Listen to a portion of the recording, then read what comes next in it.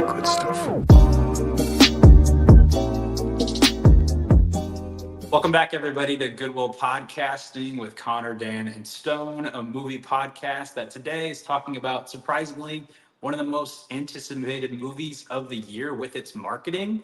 It's finally coming out this weekend, Longlegs. We're going to talk about that at the end of the episode. Written and directed by Oz Perkins, starring Micah Monroe and Nicolas Cage. And we're using that Academy Award-winning actor as our theme for the episode, and kind of talking about his filmography just a bit with movies like Mandy, Vampire's Kiss, Between Worlds, which probably a lot of people haven't seen, and then also Bringing Out the Dead. But we're not talking about it alone. We're talking about someone who very much knows an extensive amount of research about not only Longlegs, but horror in general. And that is Gigi, Room for Scream, one of the best horror creators. So professional. YouTube is popping off right now. Gigi, thank you so much for being here right now with us. Thanks for having me. Imagine if we were like Oz Perkins. That'd be funny. But thanks. I am happy to be here and talk about Longlegs, even though surprisingly, I'm realizing I have not seen a lot of Nick Cage movies, but this will be exciting. Yeah, we're Just ask excited Dan. to He have gave you. me a ton of homework. Yeah, yeah, you have a lot of catching up to do, Connor. I know Dan was really passionate or like excited for this episode. Dan, what is it about Nicolas Cage? Because I think he's your favorite actor. What is it about him that just stands out to you? Honestly, I think when I was younger, like National Treasure is maybe the movie I've seen the most. Like my family would always watch it, and I didn't know too much about him, I guess, when I was younger, but I always just loved that movie so much. And then as I got older and kind of got more into movies, I started like actually diving into like his filmography, which I did to an extent when I was younger, but I just like his style. Like I feel like he has so much energy. I feel like he brings so much to every single role. I literally just made a video about him today, but he's like kind of a student of film in general, and not just one genre. Like every genre, he studies directors, he studies different styles of acting. He'll kind of try things out as he goes, and I feel like every performance he gives, he's just really trying. And to me, whether it be directors, studios, actors, whatever, I hate when there's no effort. That's something I always like really kind of harp on, and I feel like you can tell.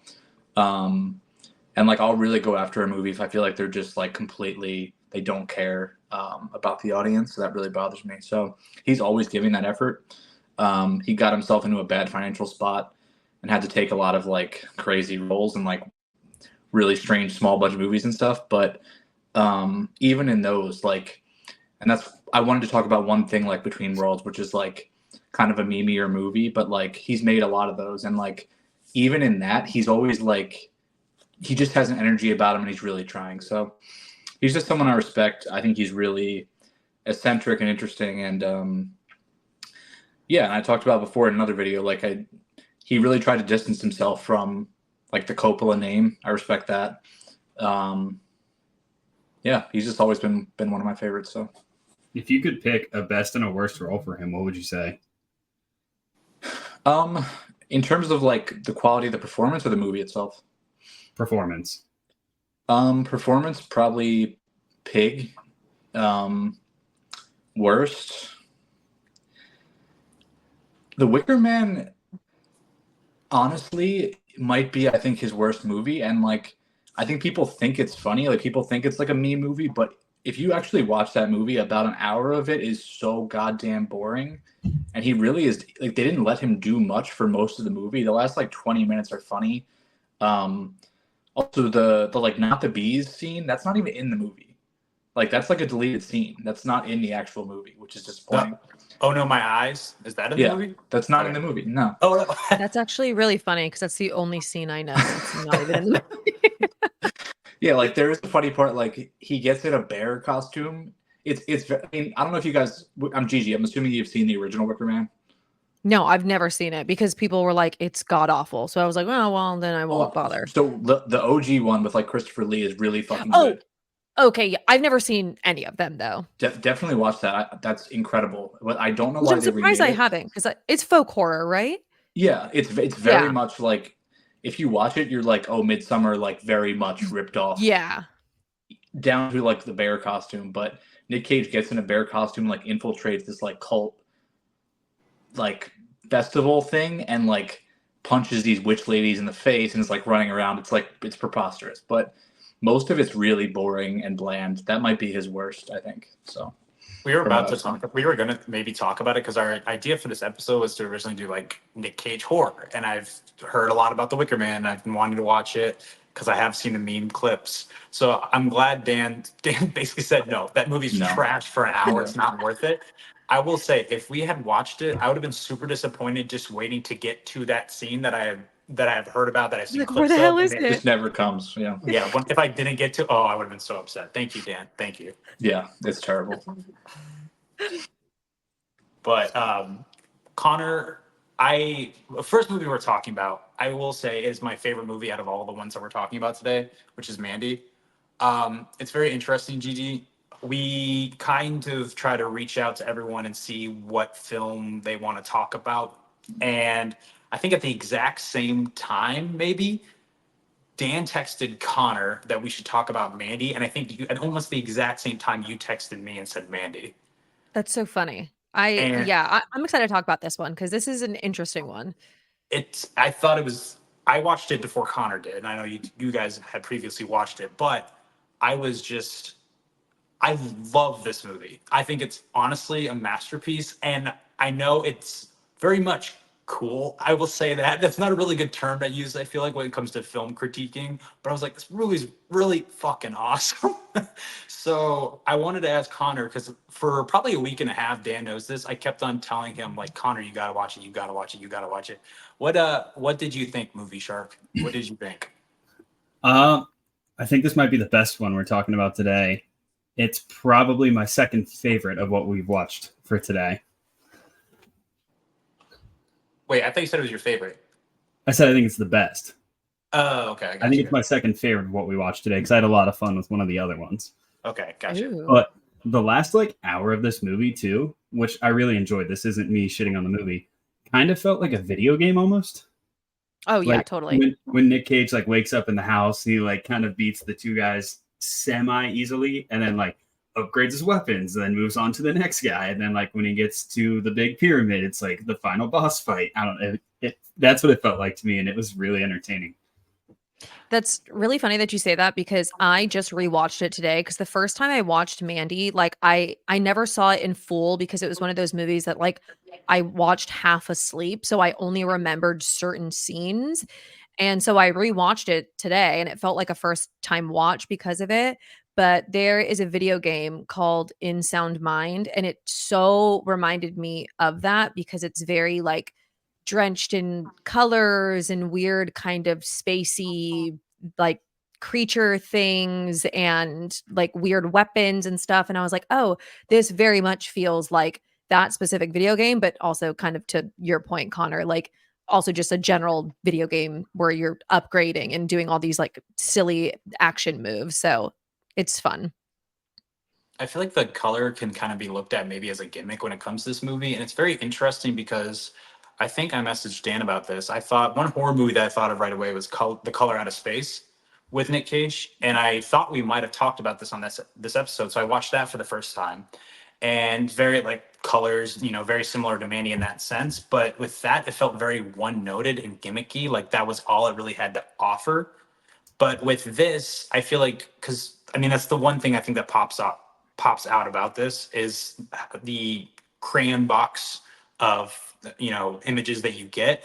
But it kept on surprising me just how many different variations this director, this filmmaker, the I guess cinematographer, whoever put this together made these painting like shots. They just kept surprising me as the film gone on. It went on. It never got old for me ever. Even the last shot with Nick Cage driving away might be the most beautiful shot in the entire film. Like they saved the best for last, and I was just amazed the entire time. Yeah. It's and I also love just like the different like mediums they use within the film, where it's like then we get like these weird animations like, throughout the movie, but then also in the beginning, like those little title cards that come up and they're like they feel very like 90s glittery, like Lisa Frank. I don't even know if you guys know. Do you guys know what that is? Lisa Frank. That was like a girly thing. And then No. okay, No. all the girlies will know what I'm talking about. But it's very much like that. It was like very psychedelic and like glittery. And that's what it reminded me of. And so just this like mishmash of things is so pretty. And I never really looked up like the ending because you can tell Mandy is one of those movies that has like a deeper meaning to it with like the book that she's reading and like with the whole Galactus and like Saturn and like the space stuff. And I never thought to like look further into it, but I want to because I'm sure that there's so much more to the imagery that it's giving us that has to tie into like what she's reading and what they're talking about and space and all this stuff that I didn't, but I want to. Yeah, I think what I have really mixed feelings on Mandy in general, but I think what I like about it is, first of all, I think it was really, it was really, really personal for Panos and for Nick, because Panos basically has talked about how, and his father was George, who directed Tombstone. He directed Rambo 2. He directed a bunch of other stuff. And I think is this the only thing Panos has directed, or was there one other? I think he maybe directed one other thing like in 2010. I think he's got 3. He's got a movie called Beyond the Black Rainbow that he directed in 2010, and then a movie called The Viewing, which came out in 2022. Was that a short or an actual movie? Oh, it's 57 minutes, so I guess it was a short. Okay. Yeah. Yeah, but he's talked about how this was very much about like his parent. He lost both of his parents, and directing this kind of helped him process all that stuff that he kind of held on to for a long time.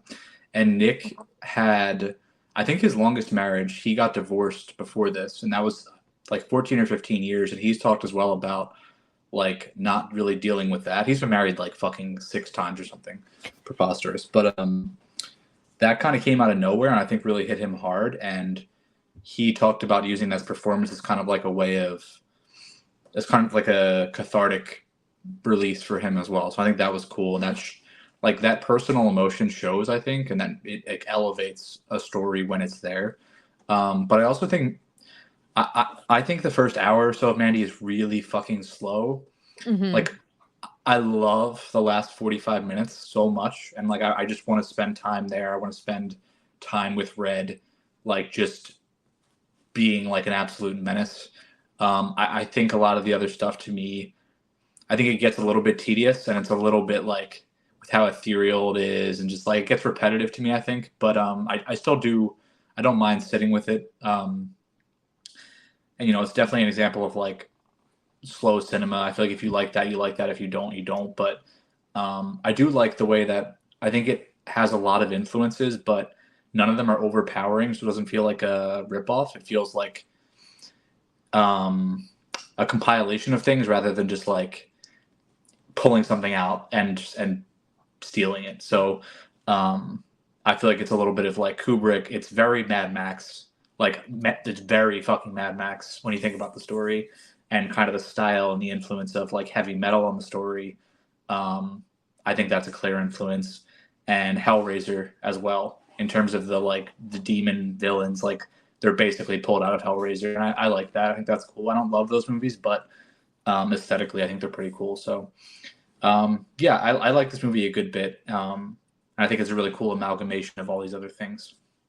I didn't know that backstory about the writer and like Nick Cage, so that makes a lot more sense. I like it because that was one thing that I did really love about the movie is that it feels very like real emotion, like because in some scenes like they weren't screaming or I don't know being very like I don't want to say like over dramatic. They were like dying, but it feels very helpless and like hopeless. And you can see that in like Nick Cage's performance. So that makes a lot of sense. I didn't know that, but I do agree with you, Dan, because I love Mandy. I think it's a beautiful film, but if like for just me personally, it's too slow in the beginning. And I wish we would have got more of like the revenge part, because once we do finally get it, it's like super quick. But I absolutely love how like gnarly it is, but it is a little bit slow and kind of drony in the beginning. But I guess this is the type of movie that it's like I don't do any kind of substances, but I can see people would be like, this would be great to watch high or something. Yeah. And You I will also say- think too, I don't do any substances. I can only imagine what it would be like for me. Yeah. I fucking Dan, love it. Dan, I you were like talking how- about all the places he pulled inspiration from. Not that Tarantino pioneered it, but do you think, like, I feel like he's got the most popular for including animation in live action with Kill Kill Bill. Bill, Do you think yeah. he pulled it from that, maybe? Yeah, I excuse me. I love that portion of the story as well. I think it adds a cool extra flair to it. I think sometimes I feel like I really like I struggle with like anything with like home invasions or like violence towards women, like all that stuff. I'm normally just kind of like I don't feel like watching this. Like I don't know. It doesn't do anything for me. I just don't like it. But I feel like this movie goes so far to like it's almost like it's in a different world. It doesn't feel like it's here. It doesn't feel like it's on Earth. It doesn't feel real. And that's the same kind of reason I like something like Funny Games, is that it feels like it's like not real. Like it's even with the breaking the fourth wall and all, like I that extra element just makes it a little more like playful is the wrong word, but it's just like it's different for me. I don't know. I can tolerate it better. So I think this movie does a good job of that. I will say, I think in defense of the movie, I guess, I love how there are all those different like set pieces. Like it's almost like different boss battles. Like you Mhm. mentioned like a video game GG down the stretch. I feel like those were probably like the bulk of the budget probably went into shooting those, and they were probably pretty taxing, like to shoot physically and all. So I guess you can only do so much. Like we want to see that for 3 hours, but they can only do so much of it. So I do get it, but I do wish there was more. Yeah.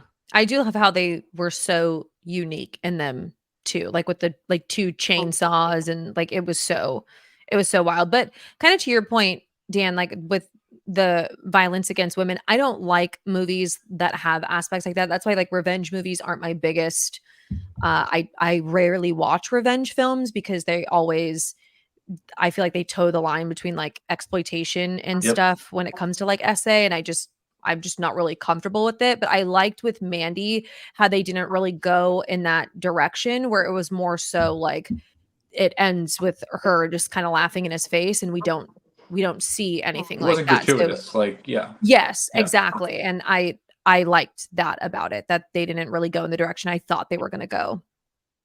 So like I like that too, but with that scene, I remember something that just stuck out to me that I feel like maybe a lot of movies wouldn't do because it's just like an added touch. Was that when she's burning in the bag, you can like very slightly see her eye. Like there's a rip in the bag and you can see that. And I was like, that's a little detail that just stuck out with me, but I feel like other movies wouldn't have that. But Connor, when it comes to your statement about the animation and influence with Kill Bill, I did know because this movie is very much soaked in rock and roll, very heavily influenced in that. I do know that animation that comes in the dreamlike sequences towards the end was very much. I've been trying to look it up, but very much involved by through cover art, different albums, rock and roll albums, is where that Oh. influence actually came from. At least the way it looks. Maybe the fact that it's in the movie was very much Tarantino, but the way it looks is from different album art. And I just those scenes in particular just speaks to the fact why I love this so much is because I really love animation. So I was already very much head over heels for the filmmaking that was going on in this movie, and you don't see the first animated sequence for like 45, 50 an hour into it. I think they only occur after her life is over, I believe. After That sounds he's Yeah. as he's dreaming about her. Yeah, I can't even remember when, but I didn't even think about like it being kind of, I guess, not an homage, but like inspired by something else. I just kind of thought, I was like, oh, they're all like tripping on drugs because like so I was like, oh, it's very just in this, I don't know, trippy acid world that they're living in. So everything is like drenched in colors and different animations and stuff. That's how I saw it. Stone, I'm happy you brought that up because that's actually one thing I want to talk about. For our audience who doesn't know, Johan Johansson was the composer for this movie, which he is phenomenal. Mhm. He doesn't miss. However, I wish maybe there would have been more like 80s rock mixed into this movie when it came to the music. I like it, like an actual song. I think there's certain parts it would have been good. In moments, yeah. I agree. Maybe at the end or something like that. Yeah, that's one of the takeaways I had after I finished. I will say one scene that sticks out to me. Like I said, I think this is just someone, honestly, I think the director was trying to just make the coolest fucking movie he could. And I think he very much succeeded at that, in my opinion. But there was one scene, but everything pertained to the story. There is one scene that sticks out to me, though, that felt kind of random. And it's where Nick Cage meets that one dude who has the tiger. And it's just like in the cage. And I don't think that guy is part of the group. He was. He was okay. The fact that he just owns a tiger and it's in this interesting room out in the middle of nowhere, I felt like that stood out to me. Tigers Well, are I- fine. It's the same scene stood out to me. I was like, what the hell is this? I love the callback because I feel like it's just a callback to his shirt when he's like Yeah. mourning. Like that's the only reason it was in the movie, and just to like be something I didn't even think about that. kind of extravagant. But I feel like that's the tie-in to, because I mean, the scene in the bathroom. That's like, I'll argue that's like one of the most iconic like moments in movie history. Like, Yeah, I love think that if I scene. made a list of like top 100, it would be in it. Like that's the scene that if you show it to a lot of people, they would recognize that even as like a meme, even if they didn't know the movie. So I liked it because of that tie-in. The bathroom. Which one's the bathroom? There's so many kills. I'm trying to think. No. when It's after she dies and he goes Yeah. and he's in his underwear Oh, yeah, wearing the yeah. tiger shirt and he gets the like fifth of vodka and he's chugging it Yeah. and screaming like That scene makes me sick. I made Yeah. a note about this in my review. It's crazy because I am so obsessed with the colors in this movie, but that seemed all like production design. Like that was all that bathroom was gorgeous. And I Yeah. thought that was Yeah. so interesting. Like that, not only his acting, but like where he's doing it at. I was like, even this bathroom is incredible to look at.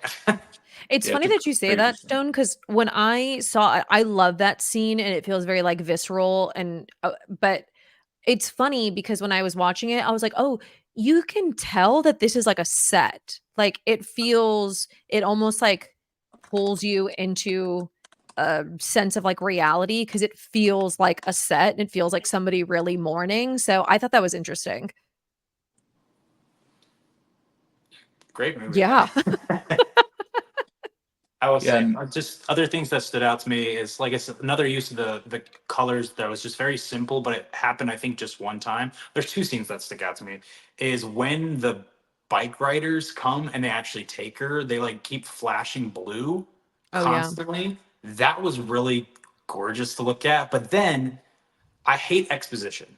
And we're going to talk about a certain scene in another movie that we're talking about today that really bugged me when it came to exposition and how and when it was used and how it was used. There's a very distinct exposition scene in this movie where the cult leader is talking to Andrea Riseborough.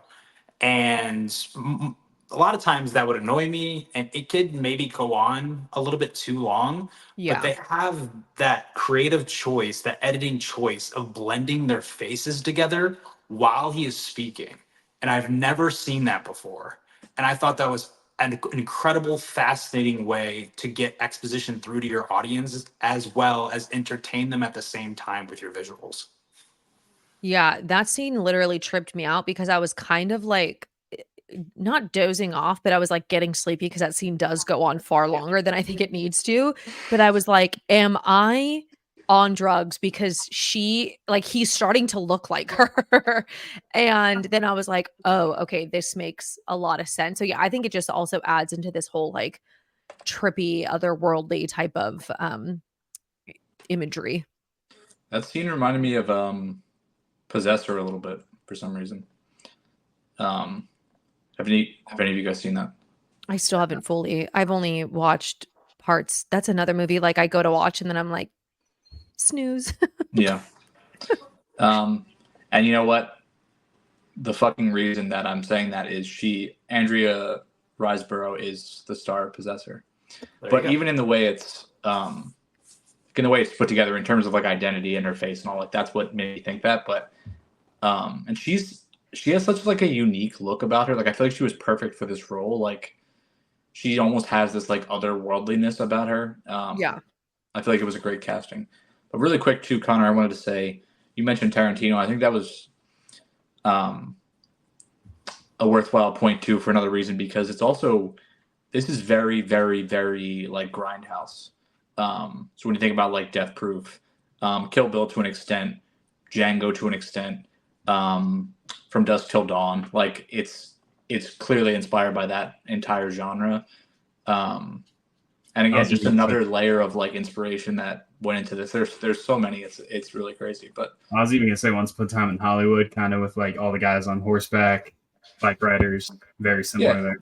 Yeah, and in the ending, in terms of like that style of violence, like it's very, very grindhouse as well. But yeah, I like this. I always think I like it more than I actually do when I watch it, but I enjoy spending time with it. I just wish it was paced a little better, in my opinion.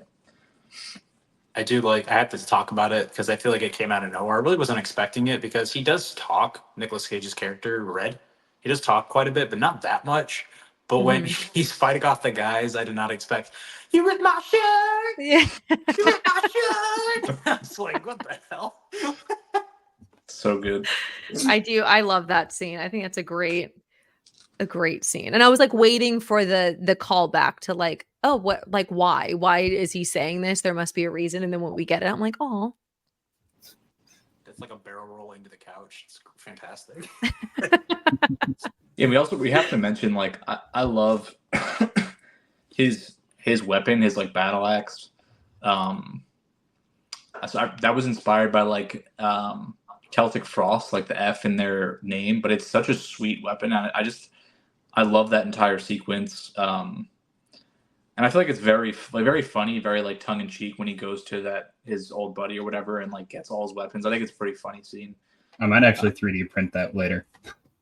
I think it's so random. Like when he makes the like weapon, I'm like, did you just have this sword outline? Like, how did you're also a blacksmith on the side? Like, I know, like, I don't know. I just thought that scene was like so funny that you kind of have to like just suspend disbelief where you're like, I guess he also is just this blacksmith that has this sword outline just on deck ready Yeah, to I mean, you're slay suspending people. disbelief this whole movie, Gigi, for sure. Specifically that one though. Yeah. But fighting with chainsaws is, totally realistic. Well, chainsaws are real, and he is also like a lumberjack, so that made a little bit more sense. I say, what a crazy fact. I would have came out with that first, Dan, but the fact that you just know that that's based off of Celtic Frost's F in their name. Mm-hmm. That's kind of sick. I'm like looking it up. I was like, man, that's pretty cool. Yeah, it's sweet. And just like little things like that, like stick in your head and like just add an extra layer to a movie, like having a unique weapon like that. I think it's fun. And the crossbow, like, yeah, it's cool, man. I would love like a sequel. Like I would love more of his story afterwards. Like I want to see him take on more of this gang. Like, I don't know. I think there's potential there. I don't know if he would want to go back and do that, but I would like that. Good stuff. So are we talking about Between Worlds next? Yeah. So, all right, Between Worlds. Dan, Gigi has not watched this movie. Yes, I know. Dan, you gave me a list of movies, and I was like, I'll watch one. What is this movie about? So Between Worlds is about a truck driver who's an absolute scumbag. You can see here, played by Nick Cage. He basically encounters this woman at a like rest stop kind of situation, getting choked out in the bathroom. He intervenes and helps her out, but then he finds out she was getting choked out to contact spirits. That's how she contacts spirits. She has to like go into this spirit realm thing. He finds out her daughter was in like an awful motorcycle accident and is recovering. So he drives her to the hospital, takes 3 days off from his trucker run, just MIA for 3 days, gets into an instant serious relationship with this woman. over the course of 3 days. Then he leaves, gets fired from his job, then goes back and helps nurse the daughter back to health. But the daughter has been possessed by the spirit of his dead wife. Because when when he choked out the woman in the bathroom at the hospital, because he was close, like his wife's spirit was close, and she went into the body of the daughter. So then he is now dating the mother, living with the daughter who's possessed by his ex-wife, and we just see what happens. So it's absolutely No preposterous. Wait, this is a real movie, Stone. I see your letterbox review of 1 star. Yeah, it's a very it's not. Yeah, it's a very interestingly made movie. I don't want to bash whoever made it, but I'm going to. I've never made a film. I really haven't. But towards the end, and for further proof of this, I'll send it to Dan maybe through text messages. I recorded this scene. This is not really about the movie as a whole, which I feel like we should talk about. But at the very end, there's a sequence where Nicolas Cage is looking at this. His daughter was also deceased. Died at the same time as his wife. And he's looking at his old home in this, what are those things called? Jack in the Box? Those little like Oh, things yeah. from Elf. And there's a scene of him doing that. And then all of a sudden, there's like for 2 seconds, a scene of him having a gun held to him. And then it switches to a completely different scene. Now, I will text you this as well, Gigi. I think that 2-second clip of him having a gun held to him was accidentally left in the film. It makes no sense why it's there. It doesn't pertain to anything that's happening. I'm trying to think if it must have been, I don't know. So I was like, whoa, what was that? And I was like, yeah, I don't think the movie's well made, but the premise had potential. I am in the same. I haven't seen this, but I'm in the same boat as you. I've never made a film. It seems very difficult. I don't even know where I would start. But this person has only made 2 films, and I think that was the last film that they made. So maybe they were just like, this isn't for me. After this one, they were just like, I'm out. Yeah, and this is fully, and the reason I suggested it is this movie is fucking hilarious. This is one of the most quotable Nick Cage movies I think of all time. And there's so many moments where he just is doing whatever he wants and just completely going for it. And he's so gross in this movie. There's a scene where like he's having sex with this woman and he's reading from a book of poetry written by Nick Cage. Like it's so fucking good.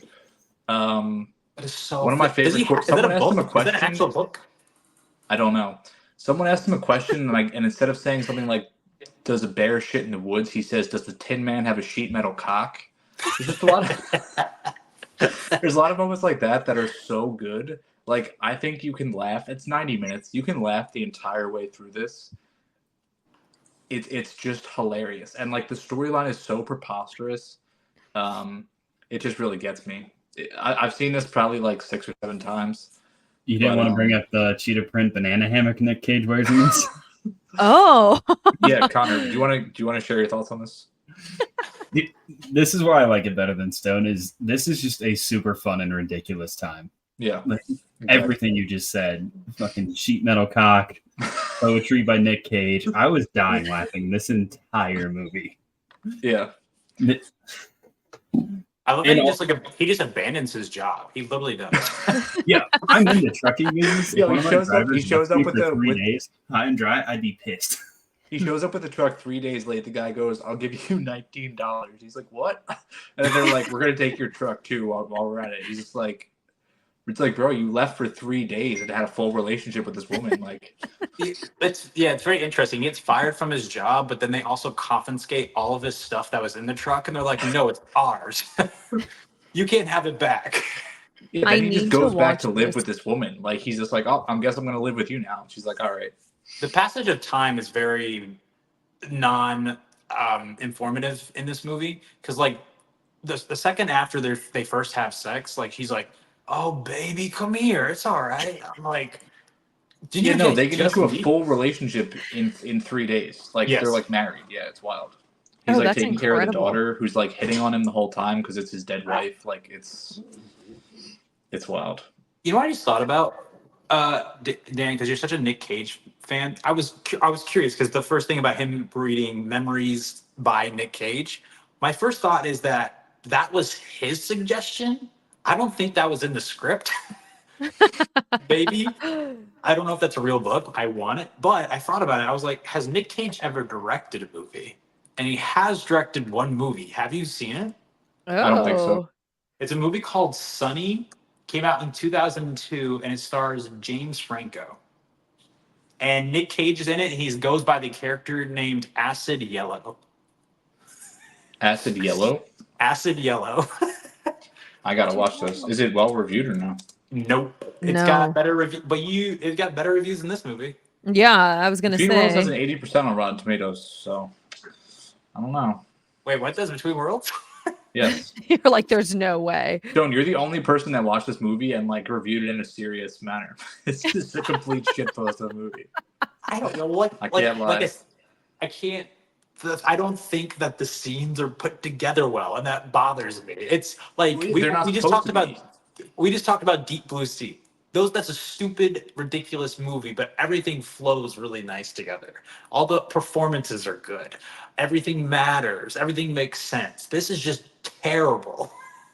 I can't wait to watch this because I always think that when watching a movie where I'm like, how, and I get how, but at the same time, I don't get it because I've never like edited or directed a movie where it's like, how did they know that everything was going to fit together so cohesively? Like, how did they know that? Like, I wonder if they're ever in the editing room and they're like, fuck, like this doesn't make sense or this isn't gonna like line up. And I feel like I don't often see movies where they don't line up or they don't like mesh well. So I'm excited to watch this because like you rarely see a scene where you're like, I don't think that should have been in there. I think they messed up in the editing room. So Yeah, I gotta will watch text this. you. I will text you. I want to text Dan too because there is a scene where there's guns, but it comes like 15 minutes later, and I think they just accidentally added a 2-second clip of that. I honestly Yeah. believe that.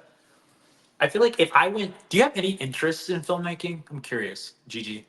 No. You know what Okay. I recently have I feel like everybody has interest in like writing like a film or like making a film, directing or whatever.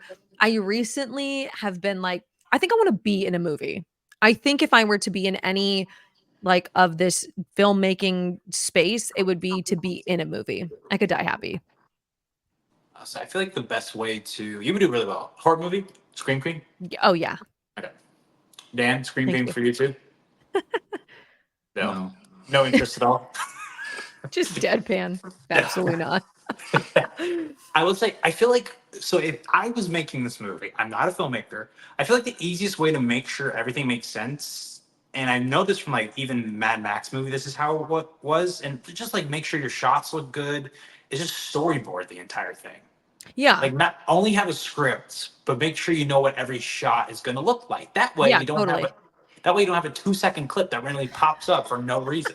I'm sure that wasn't in the storyboard if this movie was storyboarded. Joan, you should email Maria and give her some tips. I'm sure she would have a great reaction to that. Dear Maria, your movie sucks.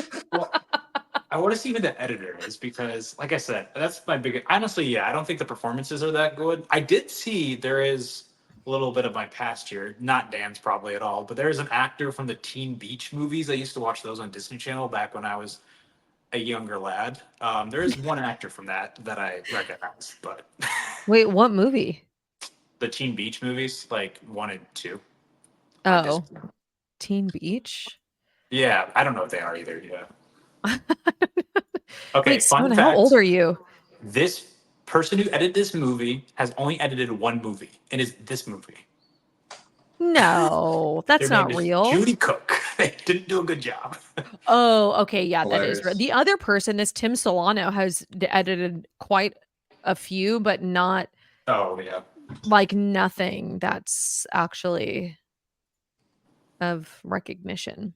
It must have been Judy's turn to edit that portion of the film. She's like, I don't know, I'm just gonna put this in here. But thanks for recommending this, Dan.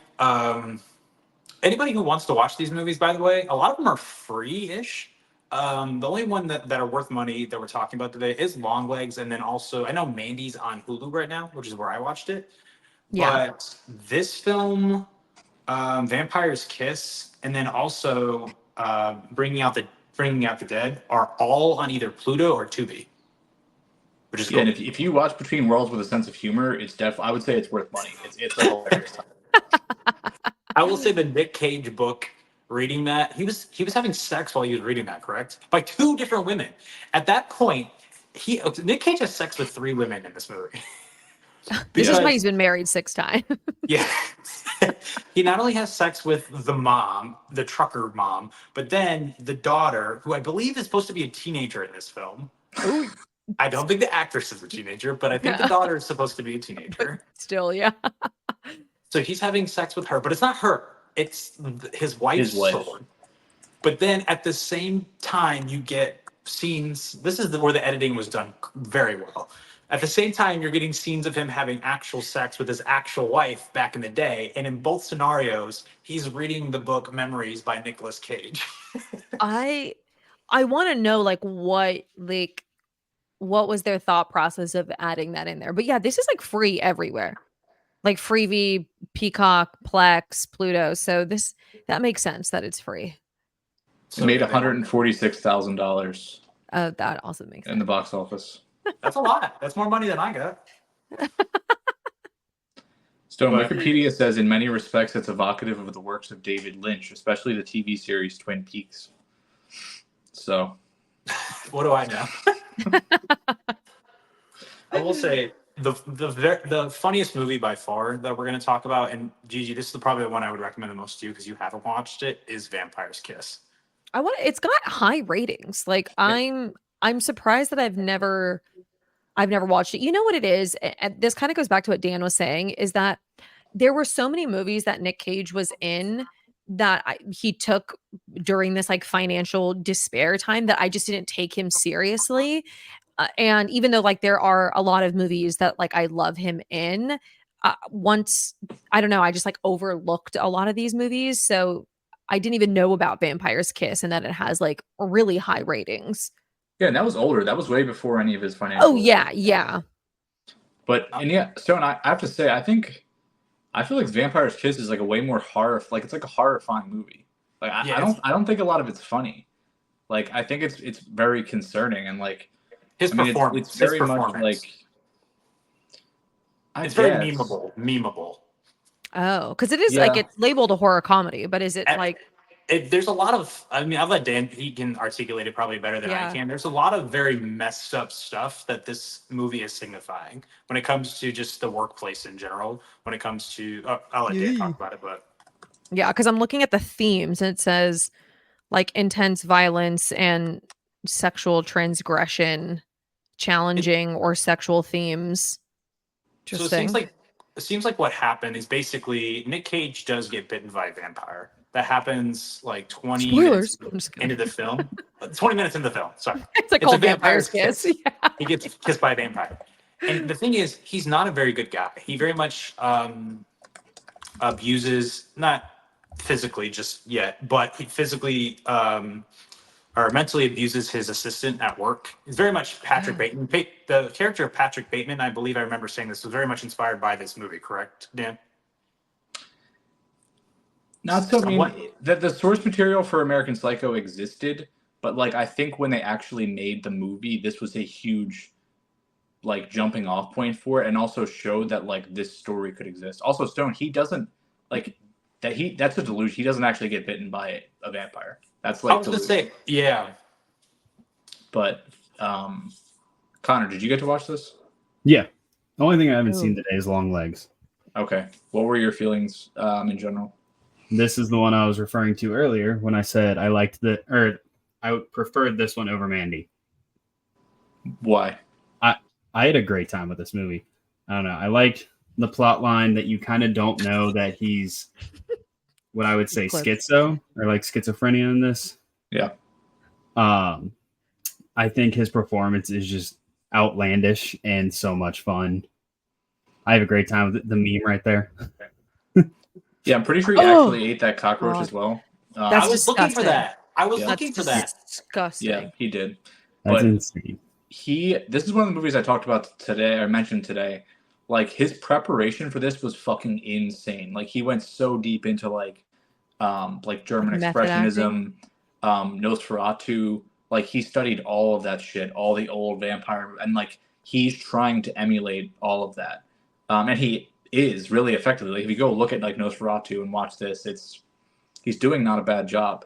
But he's basically Cool. Gigi giving a performance of someone who believes they're turning into a vampire, and like it's just kind of this like delusion that slowly progresses. Like, he thinks he can't be in the light. It's every single aspect of the lore that like he just starts taking seriously, and as you can see here, he just continues to harass this woman at his job like over and over, worse and worse, getting to the point where he's basically like threatening her life, and it's like very jarring, like as a story. And I mean, I think it's very much about like that kind of like yuppie New York City, like uppity douche behavior. Like, again, he's very much just Patrick Bateman. Yeah. And American Psycho is very much a movie where, like, you know, I think he's also imagining a lot of that as well. Like, and it plays into like the delusion of grandeur aspect of like this mental illness where like they have this inflated ego and this inflated like self-view. And like they're trying to convince everyone that there's something they're not, even if it's something bad. It's just like, I don't know. I think it's a really good movie, and I wish more people had seen it.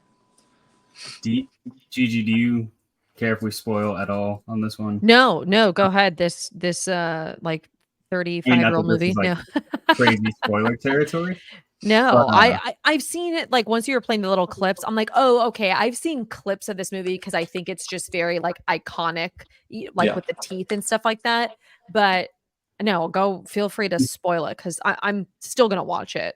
I mean, this isn't like too crazy of a spoiler, but for Dan and Stone, do you guys think that the therapist or psychiatrist was real? Yeah. Do you not? Only for that end scene when he's talking to like the brick wall, and he like thinks he's talking to her.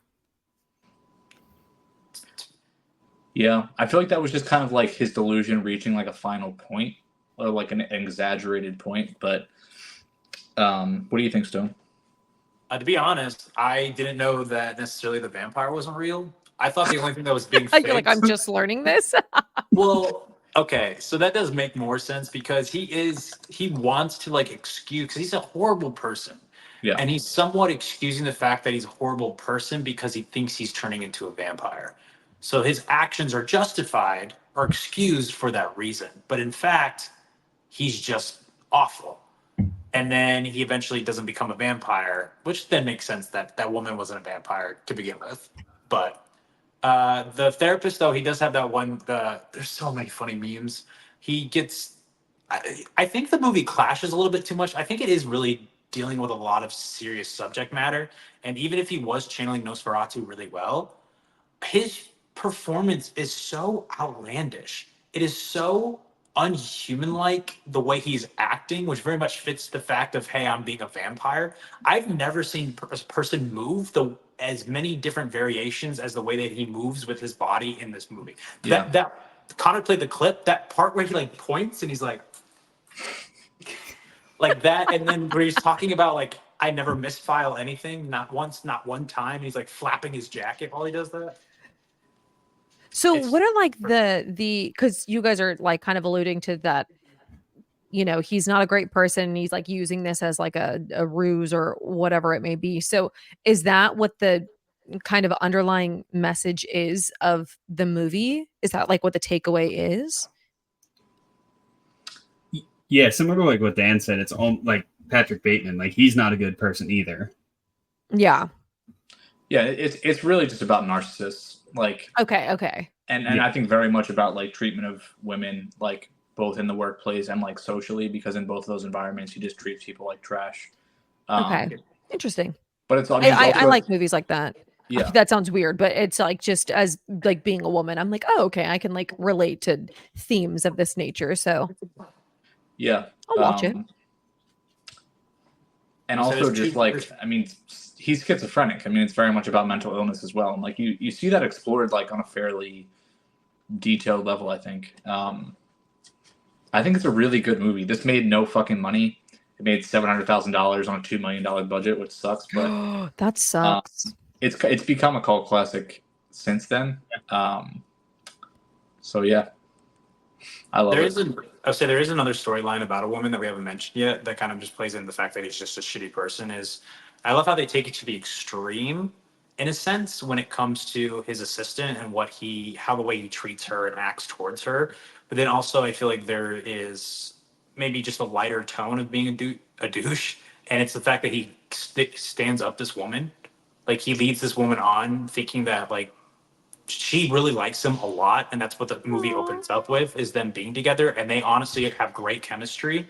And then he continuously like reaches out to her, but then stands her up I think like 2 or 3 times, and she's like Oh, God. really emotional about it, really sad. And then you have that That's paired sad. along, and then he excuses it because he's like, I've got to go the sun. I'm a vampire.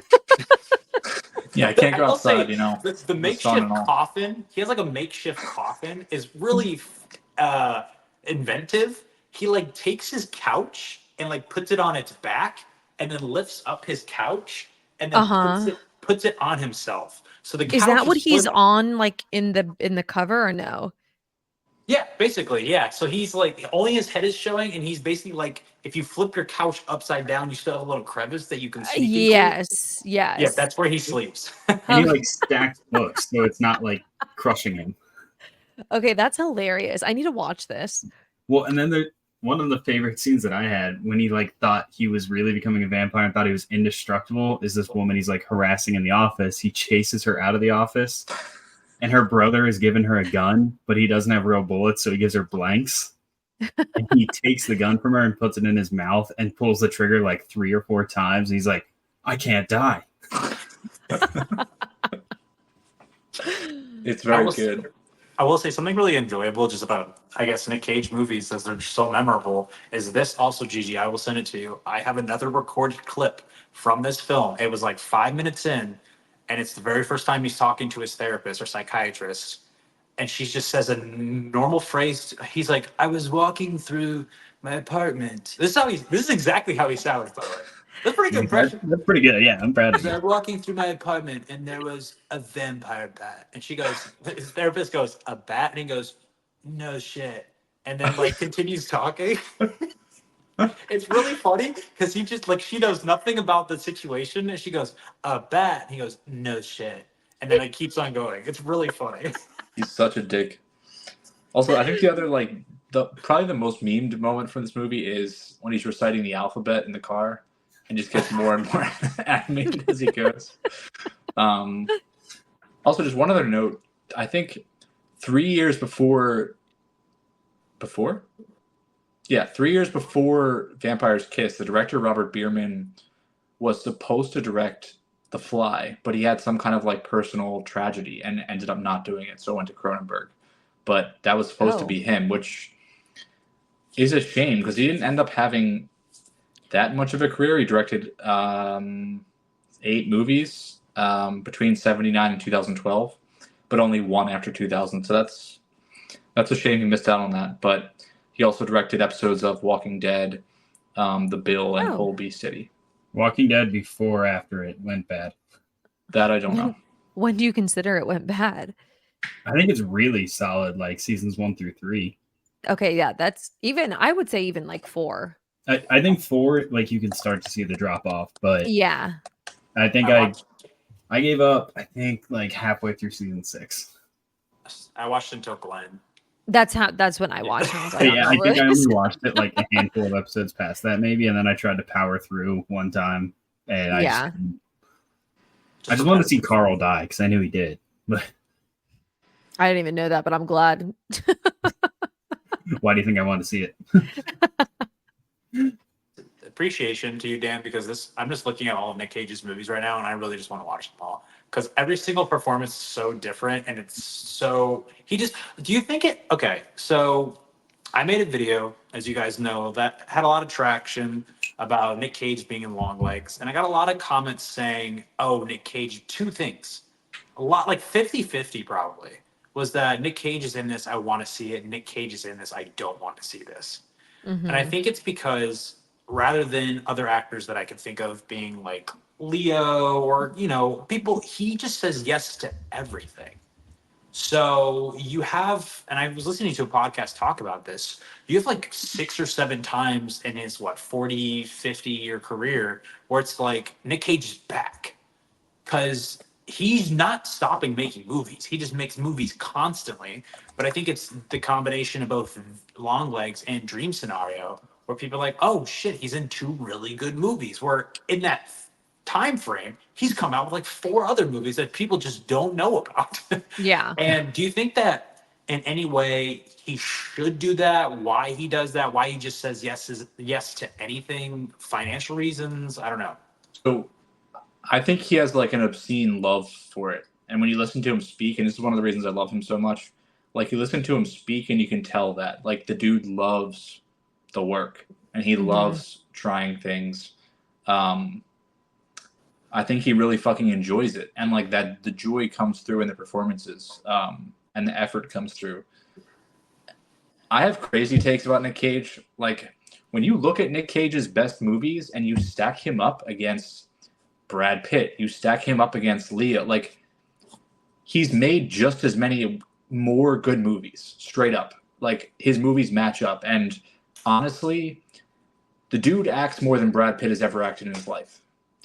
And the dude acts more than Leo has acted in a lot of movies. And I'm just being real. Like when you really think about it and look at every single movie he's been in and the heights, like there's a lot of arguments to be made about like where he stands all time. Like I don't know. That's just what I think, and I think he's going to keep stacking up great movies and keep working. So I kind I of don't want to know. add I to think, that. I just think he's undervalued, and I think, and I never say shit like this, but like I think people that just bash on him like need to watch more of his movies. Like they probably haven't seen a lot of the good ones, and that's okay. But like, you know, The first person that comes to my mind is probably very similar in their career approach, but doesn't get shit on as much is probably Samuel L. Jackson. Samuel L. Jackson's in a fucking ton of movies and a lot Oh of shitty yeah. ones too. Now, obviously, people know that he's a really good actor, but I guess people just don't think about, or I don't know. They don't. People don't speak about him the same way. They're like, oh, Samuel, let's. Everyone's super excited for it. well, I think I he's think more like likable, technically, right? Samuel, Like yeah. I think he's a more likable person. Like Nick's a pretty like prickly, not prickly, but just like he's an eccentric guy. Like he bankrupted himself buying fucking dinosaur fossils. Like he's ridiculous. Like That's the coolest thing. I know. like, So Dan, but you were stacking him up against other actors, and like seeing these movies, I want to deep dive through his entire filmography so I can make this claim for certain in my own head. But I mean, I'm not a horror movie fan. I will probably watch Longlegs though, with the praise that it's getting. And like he's still making good movies, even when he's getting older. Do you think Yeah. there's a chance people might hold him in a higher regard than De Niro? Because De Niro did a lot of shitty work, like He Dirty did. Grandpa, War with Grandpa, stuff like that. Like he took a very bad turn in his career at the end, whereas it seems like Nick Cage is still going strong. if Nick goes for another 10 or 15 years and keeps up quality, like he could end up in that type of conversation for sure. De Niro just has like it's a lot of classics. Yeah. But Like De Niro's peak is like the peak. yeah, and I think, I mean, De Niro, I think is just a better actor than like a Brad Pitt or like I think Cage is better stacked up against like contemporaries that are a little bit younger. But yeah, I mean, he has another movie this year called The Surfer that's supposed to be pretty good. I can't wait to see it. I don't know when it comes out or what the release deal is, but it's supposed to be good, and I'm excited for that too. And he has the Spider-Man noir stuff coming out. Yes, Oh, yeah. that series. I'm so excited for that. You and me both. That's live action, correct? I believe it's live action. Yes. Yeah. Gigi, do you like Vivarium? Have you seen that? Is that the one with Jesse Eisenberg? Yeah. Yes, I actually do like that one. Okay, so the director of that, Lorcan Finnegan, is directing Nick's movie, The Surfer, which comes out this year. So Ooh, okay. What's the surfer? Like what's its genre? it's when a man turns to his beachside hometown in Australia, he is humiliated in front of his teenage son by a group of local surfers who claim ownership over the secluded beach of his childhood. And I think he like beats the shit out of all of them or like starts killing them all or something and like loses his mind. I'm pretty sure. Incredible. So yeah. I haven't heard of that. I know he's in this like upcoming horror movie, The Carpenter's Son, when I was like looking at which is Yes. which the is a Jesus movie, horror right? movie. Is it? I think it's about that is. Jesus. Oh, this Yeah. is incredible. A boy, only known as the boy, is driven to doubt by another mysterious child and rebels against his guardian, the carpenter, revealing inherent powers and fate beyond his comprehension. As he exercises his own power, the boy and his family become target of horrors, natural and divine. Oh, who's this other Noah Jupe? Jupe. Don't know. I don't know. But I'm really excited for that. I think he's the kid in the Quiet Place movies, maybe? I don't actually know. Interesting. So it's basically a kid who's like jealous of like young kid Jesus. It's funny. Okay. Like that kid has superpowers. Like I What think am it's I? based off. I think it's based off a story from the Bible too. If I remember correctly, but I need to look into this. I might make a video about it, but I'm excited about it. He also has a movie coming out with Bill Skarsgård. Lords of War. It's a sequel to Lord of War, right? Oh, I have no idea. Have you guys Probably. seen that, Connor or Stone? It's been high on my watch list for a minute. Is it a war movie? It's basically just about arms dealing in like Eastern Europe, and it's very accurate, very well shot. Oh, okay. It's worthwhile. And I think this is the sequel.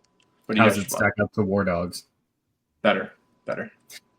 I gotta say, and this is, I think, my worst movie take ever, is that I would rather watch like a negative star movie than a 5-star war movie. I truly, with all of my heart, hate war movies. I don't know why. It's just that genre that I just have no interest in whatsoever. I don't know why I am. What See, aspect of it is it War. that bothers you? I don't know. I just think that they're like too long and they're all like this. They feel all the same, which is so ridiculous because it's like I watch horror movies which also all feel the same. I don't know what it is. I think that there's just maybe it's just that there's so much context that I don't grasp, or I honestly have no idea. Or like there's too much action in it because I also don't like action movies. So the fact that it's a lot of like gun stuff, because I also hate video games like that, like shooter video games. Anything like that, I'm just like, Gotcha. no, not for me. This might be a terrible recommendation. I have two things to say. This might be a terrible recommendation, but the first thing I would say is a war movie that pops in my head that's not a traditional war movie at all, that is really good, is Ensemble. I would recommend Ensemble. That's a very emotional movie. I think that's another thing too, is that they're really emotional, and I hate anything that makes me cry. So it's not So your watch typical Tropic war Thunder. Yeah, okay, which I've seen. So So what is a half-star war movie that you have sought out, if you have sought out one? oh, Oh, you have. I think I've maybe seen like 5 war movies in my entire life. That's Civil like War one of being my one of them. favorite genres. And I've never liked them, like, ever. And my brothers love war movies. Like, that is like some of their favorite genres. And I am like, no. Connor, have you seen Wind Talkers while we're talking about Nick? I have not. Wind Talkers is about the Navajo code breakers that the United States used to crack the Japanese ciphers and codes in the Pacific. We brought in like all Navajo, something to do with similarities in language and whatnot, but it was mostly Navajo that were in charge of that kind of mission. And there was one particular code breaker that was really pivotal in I forget what battle it was, but he was able to decipher the code they were using. But Nick is the like commanding officer in the unit that guy is assigned to, and it really gets into like the discrimination against the Navajo, the way they were treated by the government, other soldiers, the way they were kind of treated like almost the same as the Japanese in terms of like how much hatred they got. And Nick, his character kind of coming to like appreciate him, and like it's a heavy ass movie, and the war is awful. Like, I mean, the Pacific was some of the worst combat the world's ever seen in terms of like how brutal it was, and just horrendous in terms of like 100%. how each side treated each other. And it's one of the most like disgusting war movies you'll ever watch, like in terms of like what it shows. But also like it's to the point that it's like I would classify it as anti-war as well, just with like how vicious it is. So Wind Talkers is a good movie. It doesn't get enough love, I think. I feel like there are a lot, like most war movies though should be considered anti-war, because if you watch it, why would you look at that and go, I want to do that? Yeah, no, totally. It's how you shoot it, right? And it's like, I think it's a lot of things. It's and I think a lot of movies get criticized for like glorification or like misrepresentation of certain conflicts, and like that's a whole nother can of worms. But I think it's easy to do, and it is like something that's considered like sexy and like marketable, but it's in reality, it's just not. So I think it's important for, and even something like Saving Private Ryan, like really flirts with like being kind of rah-rah. Like, I don't know, it's weird. Like it is anti-war to an extent, but like it is also like a badass war movie. Like, I don't know. I mean, I don't know. Still to this day, one of my favorite war films is going to be 13 Hours. Yeah. And like I know what that is. That's about Benghazi. Can I say, I just love how Gigi's like, we started off, guys, I just don't watch war movies. And then like Connor and Dan like these are Saving Private Ryan and this one. Yeah. I've seen Saving Private Ryan. That's, I always joke that the only war movie that I actually like is the music video from My Chemical Romance, The Ghost of You, because it's like a joke war Saving Private Ryan music video. Yeah, so other than that, it's a no for me. I watched Dunkirk because Harry Styles was in it, and that's about it. I actually think that's Nolan's most underappreciated movie. So yeah, it's beautiful. Oh yeah, but it's also kind of boring. I will say, Gigi, that's exactly why Harry Styles was in that movie, hoping that people like you would go and watch it. Yes. I will say just really quick on Saving Private Ryan, Connor, that was my grandfather went to the movie theater to see that, and he never went to the movie theater, and he was at Omaha. He landed and fought all the way to the Czech Republic at the end of the war, and he was like, this is the most realistic thing I've ever seen in terms of how it actually was. He was like really taken back by it. So my great uncle said the same thing because he was also there. I don't know where he like pushed to after, like you said, Grandpa was in Czech Republic. But if you check out that World War II documentary on Netflix last year, World War II in color, my great uncle. I've been watching it. Yeah. Oh, that's cool. Yeah. So I don't know how far you are into it, and I can't remember exactly where it is. I like recently started it, but I think it's really cool. There's a scene where a soldier's giving blood to another soldier on the beach, and my great uncle is the one giving blood. I'll send you the exact like screenshot of it. So that's you can cool. look out for it. Yeah. I think that's another thing too. Sorry, I just don't. I also don't have like a personal attachment. Like my family members weren't in, like they didn't fight in the war, so I don't. I feel like people also have like a personal attachment to it, and I'm like, oh. I'm sorry, I'm just laughing because I love how what Connor's gonna send to everybody is my uncle giving gave blood during World War II, and what I'm gonna send to people is like Nick Cage going, no shit.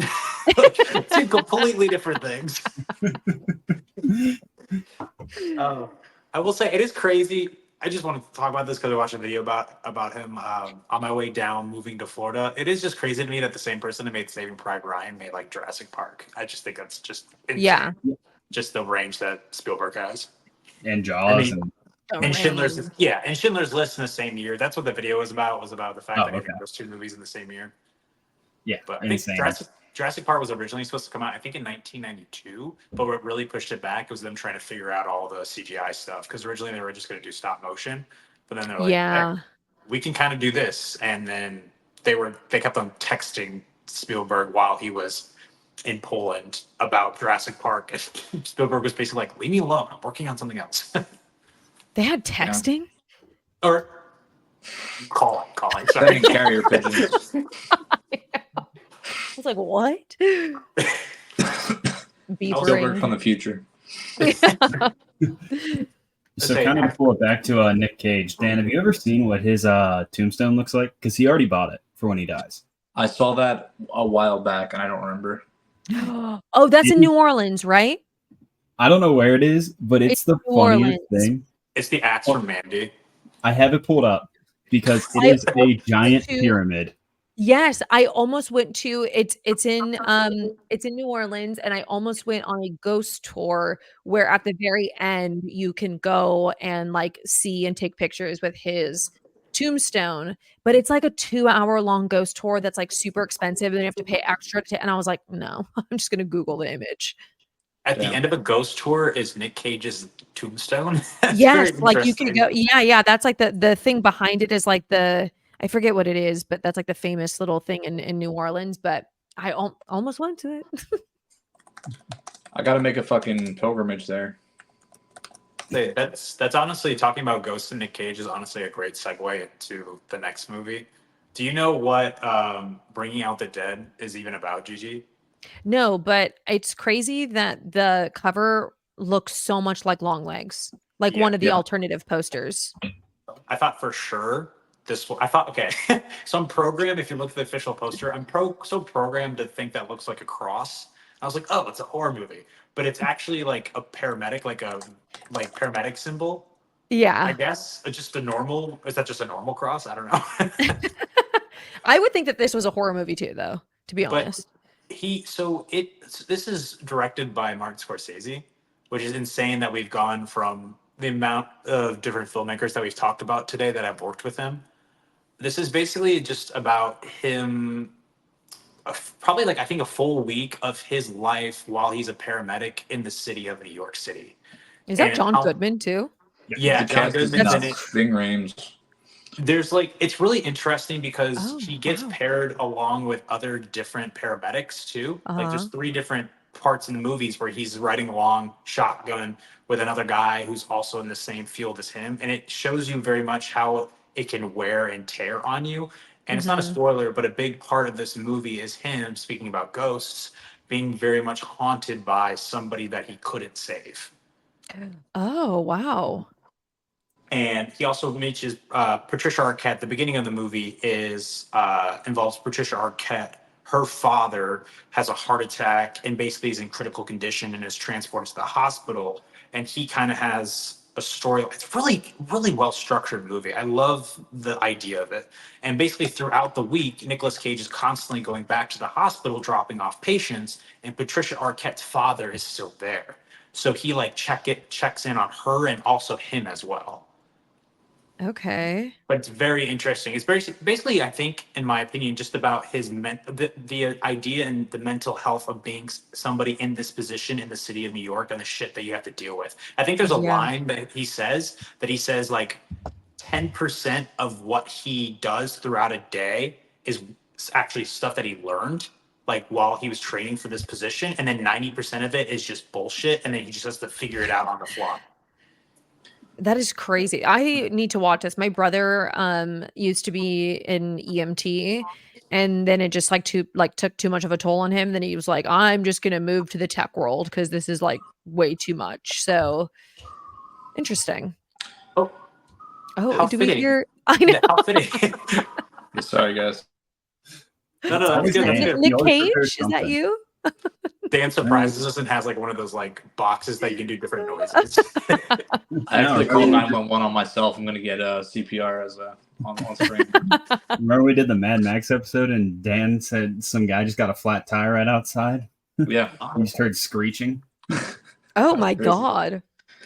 Yeah, I really think, I mean, depending on where you look, like this is classified as horror. Like it's either supernatural horror, action horror. Like it's just not. It's not horror in the way you would think about it, but this is the most like horrifying movie I think we're talking about today. This is, you said, Stern, you said you like how it's structured. This is Paul Schrader doing the screenplay. So he did Raging Bull, Taxi Driver, Last Temptation of Christ, I think, and then this with Scorsese, and their chemistry is just so good. I think this movie is like a fever dream almost. Like it has this like sheen to it. Everything is like shining, and I feel like this is a silly thing to say, but they almost look like angels. Like they're always in their white outfits, and there's always like this glow about them. And there's a lot of narration from Nick, and he talks a lot about how when you save someone's life, basically you feel like God. Like it's the most wonderful thing, the best high you could ever experience. And he basically talks about how that's what kind of keeps him going, and it almost makes it like an egotistical thing rather than being out of desire to help and do good. But not that I don't feel like he's a character that's displayed in a negative light, but there is an aspect of it that's just like, this is what I can do for you. I can save you. But when the movie picks up with him, he's kind of on a string of losing people and not being able to help anyone. He keeps saying, I haven't saved anyone in a while, and I can't do it. He looks awful in this movie. His eyes are like sunken in, like he's so pale. And the makeup department did a great job. Really, I was gonna say, I'm like, is he supposed to be like undead? But then I'm reading it, and it's like he's a burnt out pair. I was like, oh, okay. Yeah, and there's basically this one woman named Rose that he couldn't save, and she is like a recurring haunting basically of him throughout the course of the movie. But you start to see more and more people that he couldn't help. I think this is one of Scorsese's best movies. Just because of the thematic material, like this could have been very style over substance, I think, and that would have been fine. But like the way it's shot is insane. There's so many like high speed sequences where like the city's like flying by, and it like the sirens run, and it like have a close up on the sirens and like the lights, and it's like almost like they're hallucinating, and the calls just like keep coming, and like it builds so much anxiety in the viewer. Like someone will be like bleeding out or ODing, and it's like they're being ripped away to something else, and they're going to the hospital and dropping someone off, and the hospital's overwhelmed. There's all these people in the hallway. People are like begging for help in the hallway. The nurses and doctors are overwhelmed. Like it's such an anxiety-inducing movie. I'm probably going to talk about this movie to like promote this because I love it so much. But also just the commentary on like how overwhelmed the system is and how broken it is.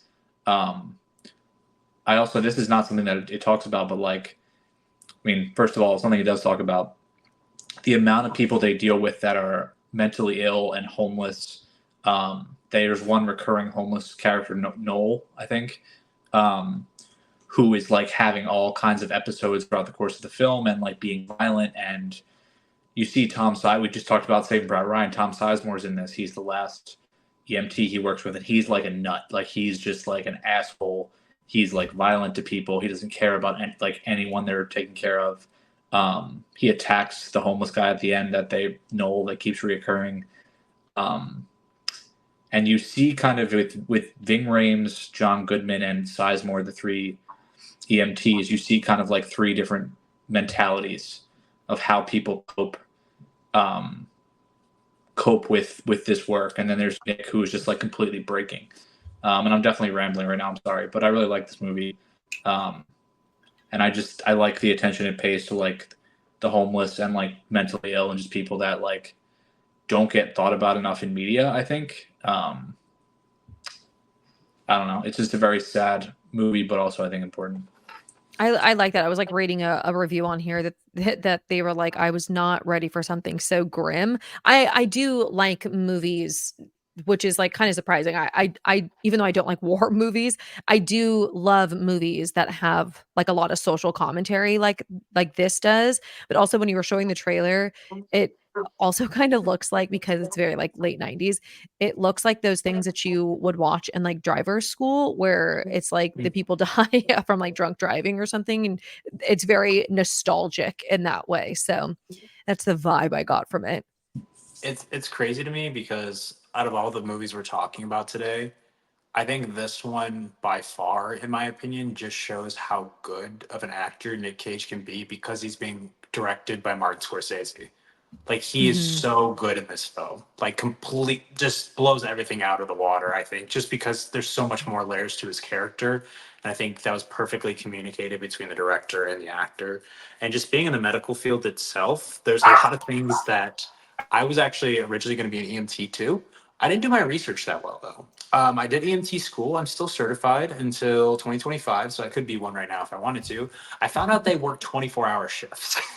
Yeah. So I should have looked that up before I did schooling. I didn't. And I I was mean, you like, can no, sleep on not those for shifts. what's that? You can sleep on those shifts. Yeah. But I was like, that doesn't sound like my cup of tea. So I didn't do it. But there's like one very funny thing that Nick Cage does, and I really connected with it.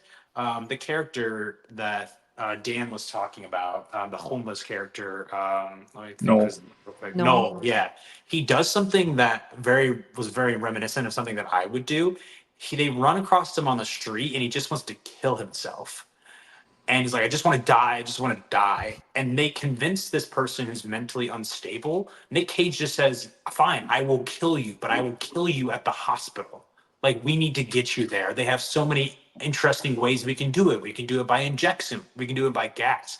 And I feel like I would have tried to get from a patient from one place to another as quickly and as smoothly as possible. I would have said something as crazy as that, get on their level in order to just get them to a certain destination. I thought you were talking about like that's what you would do as Noel. Like you would say that. And I was like, Oh, do we need to end this episode? no. But something that's crazy though is with not being an EMT, I think I didn't ever, and I worked in the hospital for a very long time. I cannot imagine how many different people they see die. I have Mhm. seen, not to be, I have seen a lot of people pass away that I thought was a lot. And there has been, I think there's this one time where Nick Cage says, you feel like God. And I would say that, I don't know if this is TMI or, I don't know how you guys will take this. I've probably done compressions on probably 16, 17 people. And out of those 16 or 17 people, only one has come back. And Wow. I was the one actually doing the compressions when they came back. And I didn't think about the fact that that happened. And people told me afterwards that I was the one who did it, like, because you're supposed to recycle basically in a way, make sure the person who's doing them doesn't get tired. People are on Yeah. doing, there's like a line of people that are doing compressions, like 4 or 5 people at one time. And I was just kind of, I'm not saying like a god, but I was relieved and surprised because especially when you get into an established hospital setting, that doesn't happen a lot. From my experience, you don't bring a whole lot of people back. So I just imagine how often or what that can feel like when it comes to a paramedic and how many more people, like, is it what I had 1 out of 17?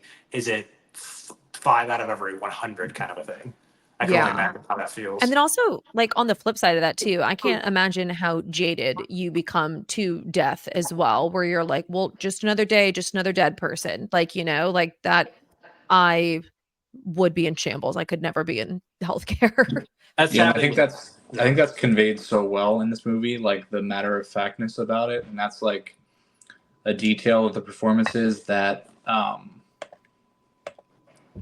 is a small thing, but I think it really really kind of makes a portion of the movie. Another aspect of it that I wanted to speak on was Patricia Arquette. First of all, I like her and Nick's dynamic. Like she really kind of becomes like a little like support system for him throughout the course of the movie, and like his little interactions with her, like those moments of like those are the moments of like humanity in the movie. The rest of it's just like this like feverish, awful, like hellish journey through New York, just like seeing all these terrible things, and then like he gets little breaks to like smoke a cigarette with her and like talk, and she's at the hospital.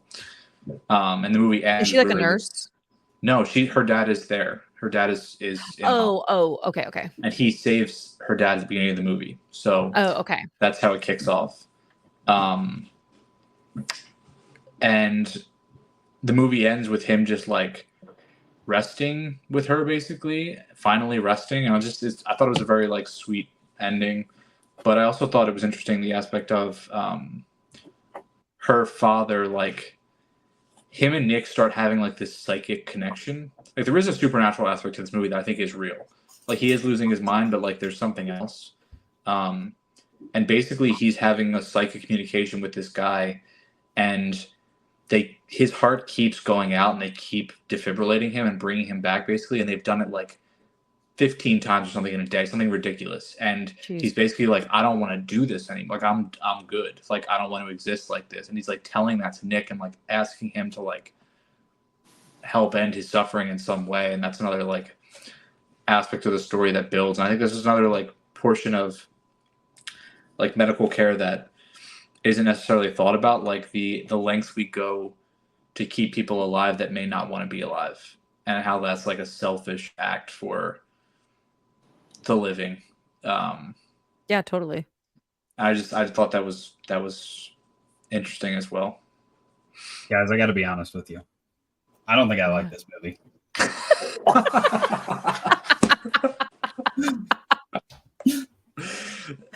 I actually fucking hate it.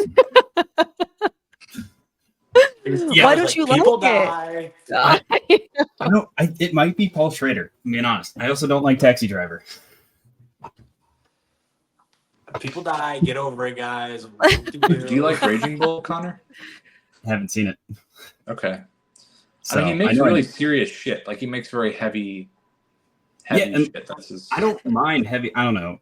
I need That's to rewatch incredible. Taxi Driver. But I don't know. This one, like, the doctor really annoyed me. And Stone, you might be able to shed some light on this for me since you have been in the medical field. But like, they are like have people lined up in stretchers out the door, basically at the hospital, and they get there, and the doctor's just like, "Yeah, I got like 2 guys dying over here. I got this kid who needs a DNR." He's just like, isn't helping anyone. It is kind of true. I didn't ever work in an ER, so I wanted to, but I never got the chance to.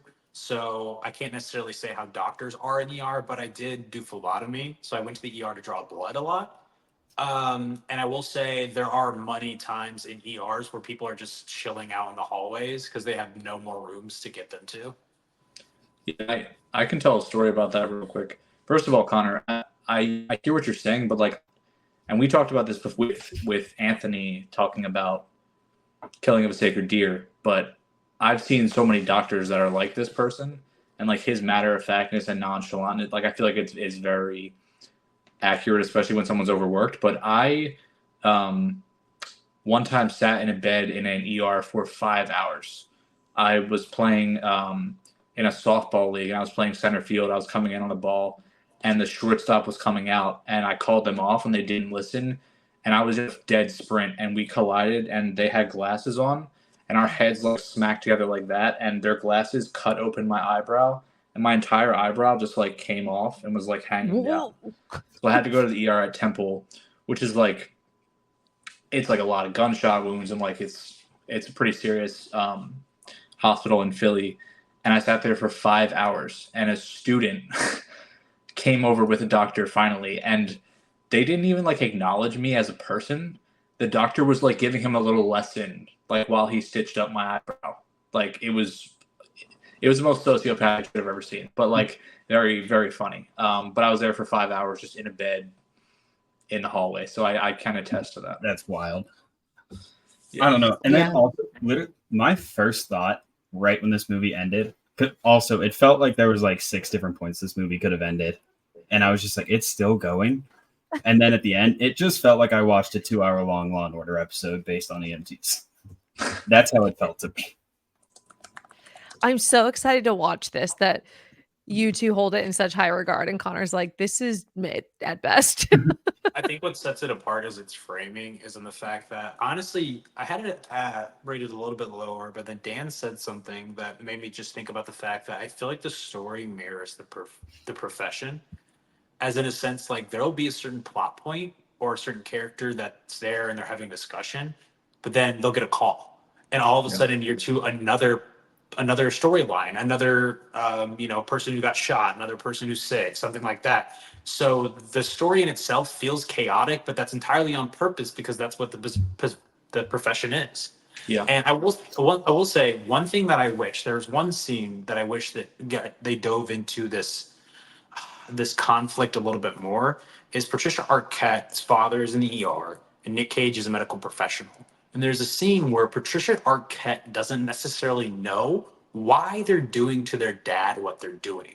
Whether, or her friend, Noel, as well, he's also in the ER and they have him restrained. And she has problems with how they're treating her father and also problems with how they're treating her friend. And as Nick Cage is a medical professional, he's trying to talk to her about why they're doing these things because he understands it from their perspective why both of them are in restraints, why her father is sedated the way he is.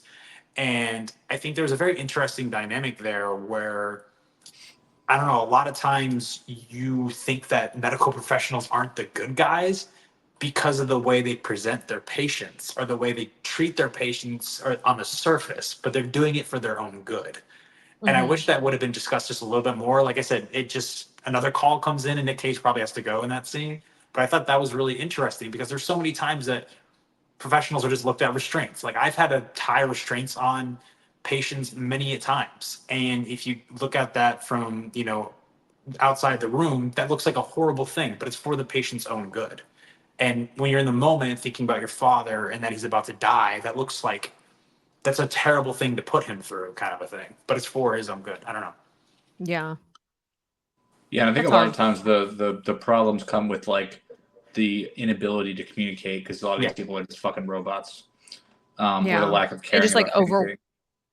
overworked and like overrun. And another Also, they like did a great job with New York in this. New York, Yeah. there's so many different sets and like sections of New York and the way that it's filmed, and all of the people who are like inhabiting it too, all look very unique. I would compare it to, I don't know why the first thing that's popping in my head, this is completely off topic, but it's Rango, the animated movie. I don't know why, but in that movie, each character looks specifically designed and none of them look like the other. And that's exactly like no two characters look alike in the city of New York. And I feel like that would have been really easy thing to do, just kind of lump all these different people together. This is the city of New York, but no, Martin Scorsese shows you so many layers to it. Well, And when it's- it comes to New York, like Marty's not gonna fuck it up. Like he is. Yeah. Like and did you catch his cameo in this? No. It's his fucking voice. He's the dispatcher down the end.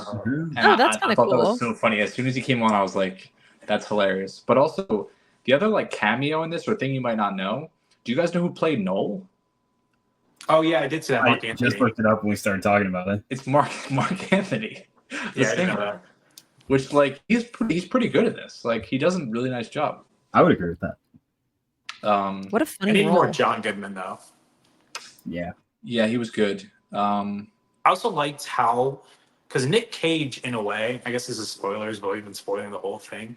Nick Cage basically kills this woman that's haunting him. And the way that he does it is a very realistic way. It's just, I feel like it happens so many times when it comes to paramedics, is they're trying to intubate her and breathe air into her lungs, but it's in her stomach. So he's breathing air into her stomach rather than her lungs, which can kill you. And he keeps on trying over and over again to get it correct because he wants to save this woman, but he keeps on misplacing the tube. You said that happens? Yeah, like that happens. often? I mean, I'm pretty sure that's probably a situation that happens a lot. Like you can't that's so accidentally, scary. yeah, you can't accidentally put that tube down your stomach instead of your throat. There's like a certain tool that you use to make sure that doesn't happen. But Oh my god. New fear unlocked. But yeah, like a very, very heavy movie. Not the easiest thing to watch, but like, and I understand though, Connor. Like, if you don't like this, you don't like it. Like, if you don't like the first 20 minutes, just turn it off. It's okay. You're not gonna probably like the rest of it. But I don't know. It really resonated with me. It's I'll say this though, it's one of those movies that it feels like so much does happen that maybe I will like it better on rewatch. Yeah. I'm actually That's going to fair. add it. I said this last week. I need to get to it, but I'm going to start a series of like movies that are like well loved that I didn't like, and I'm going to rewatch them and then give my thoughts. So first up though is going to be Interstellar. You Okay. didn't like that movie? No. Interesting. I don't like it either. I'm a certified hater of that movie. Interesting. Right Well, there I with knew you. Dan that you didn't like it, but that's funny. And one other really quick, we spent a long time on this, but another subplot that we didn't talk about was there's this like drug in the background of the story called Red Death that's like causing so many of these problems, and Oh, it's just another kind of like layer of something for this movie to speak on, and I feel like it does a good job of it. And he has an encounter with a dealer whose life he then ends up saving. I just thought that was very poignant. Like that entire sequence I kind of want to moved talk to you me. I about don't that. know. Like, So it seems like he finally is able to rest right at the very end when he saves a life. But it's not the dealer's life. It's Patricia Arquette's father. I honestly thought it seems like Nick Cage does not have peace because of this ghost, because of this girl. Is that like I think he feels like he has to save someone's life in order to well, pay he the takes debt. his life, right? He takes the father's life. He kills him. Right, right. But I think in a way he's saving his life. That's what I'm saying. Like he's saving that father's life in a way because the father wants to die. This ghost of yeah, his yeah. father is telling him, like, please end my life. I do not want to survive like this. So in my way, even though he's killing him, he's saving his life in a way. Yeah. So I thought that that's why the movie ends, is because you have this ghost girl who he killed accidentally, and there is no redemption. There has been nobody that he saved since then. So then you get full circle and you save the father. Movie ends, cut to black. But I was surprised that he didn't feel that way after the dealer. Because what happens, the dealer tries to, I don't know if he doesn't try to commit suicide, but he tries to jump off this balcony and he like lands on this fence and the fence like goes Gnarly. through. Yeah, he like goes through his body. Like he lands on like a metal fence and it like pierces through his body. This is an insane movie. Yeah. Yeah. So what they have to do, what the fire department probably is the one who does it, is they have to like, I guess, Burn through it. Yeah, Burn through it with a the- blowtorch. Yeah. burn through it while it's through him. And what happens after they do that, he like begins to fall. Like they didn't have him hooked up really well. And he falls and Nick Cage jumps over the balcony and grabs him. Like he was about to fall to his death, and Nick Cage saves him. So I thought after that happened, I was like, oh, he saved a life. But then he still doesn't feel closure. I guess maybe it's because he knows at this time that Patricia Arquette's father wants to die. And Yeah. repeatedly throughout the film, Nick Cage saves him, even though he doesn't want to be saved. So maybe that's like the final nail in the coffin of like the final person that he really needed to help. But I was surprised that he didn't feel more relief after helping the dealer. Maybe it's just because of who the dealer is, like a scummy person. Well, I feel like there's also commentary there on like we are not like the judge, jury, and executioner of the world. Like just because someone is, we would deem them as morally corrupt, etc. They don't deserve to die. And like as a medical professional, you're still entrusted, or as a police officer, you could be going after the worst person in the world. We live in America. People don't get executed on the street. People that are hurt don't die on the street because they were a bad person. You know what I mean? And not to get, I feel like there are arguments about like things that happen with police. They'll be like, "Oh, that he was a criminal." This and that. It's like, sure, but we live in America. You don't get executed on the street. Like, you know what I mean? Like you go to jail. Like you get tried. We don't live in, a third world country. So I think there was interesting commentary there on like someone being despicable and having taken lives straight up of other people with a drug that he was selling that he knew was damaging them, but his life still being saved. And I guess, the kind of moral situation that might put the person who saves that person's life is interesting, I think. So just another layer, again, like we talked about, that makes it more poignant, I think. I do wish there was more John Goodman in this, though. I'm a big John Goodman lover, and he's like only kind of in the beginning of the movie. Aw. Yeah, But maybe like he's 20 like in the minutes. first. It's like broken up into thirds, honestly. Yeah. Oh, okay. Half hour. Ving Rhames is really funny though. like he is a very much a godly man. Like he talks about Jesus a lot. So they come across That scene this. with the Narcan. Yeah, they come across this scene where this person, like, they have to use Narcan for this person because it's an overdose, and he kind of frames it in a way. He like gathers all these like druggies around him. He's like, "We're gonna pray that the Lord heals this man," and he kind of perfectly like Times it. says the prayer at a certain moment where the Narcan is given, and he's like, "Oh, see what happened when we use the power of the Lord." It's really funny. I was wondering why, because like in the themes it says like religious faith, sin, and forgiveness, and I was like, oh, because what I was gonna say before we started, like I feel like Nick Cage does do a lot of like movies Yes. that have some sort of religious aspect to it, and I just think that's such an interesting theme. I'd like to know more about his religious beliefs or I think upbringing. I think it is funny though, just to show you the complexity of these characters though, and how they can get lost. Like a good man like Ving Rhames, him doing that, but then like 5 minutes later, he has like $1 bills in the ambulance, and he's like catcalling to like prostitutes on the streets. I was like, okay.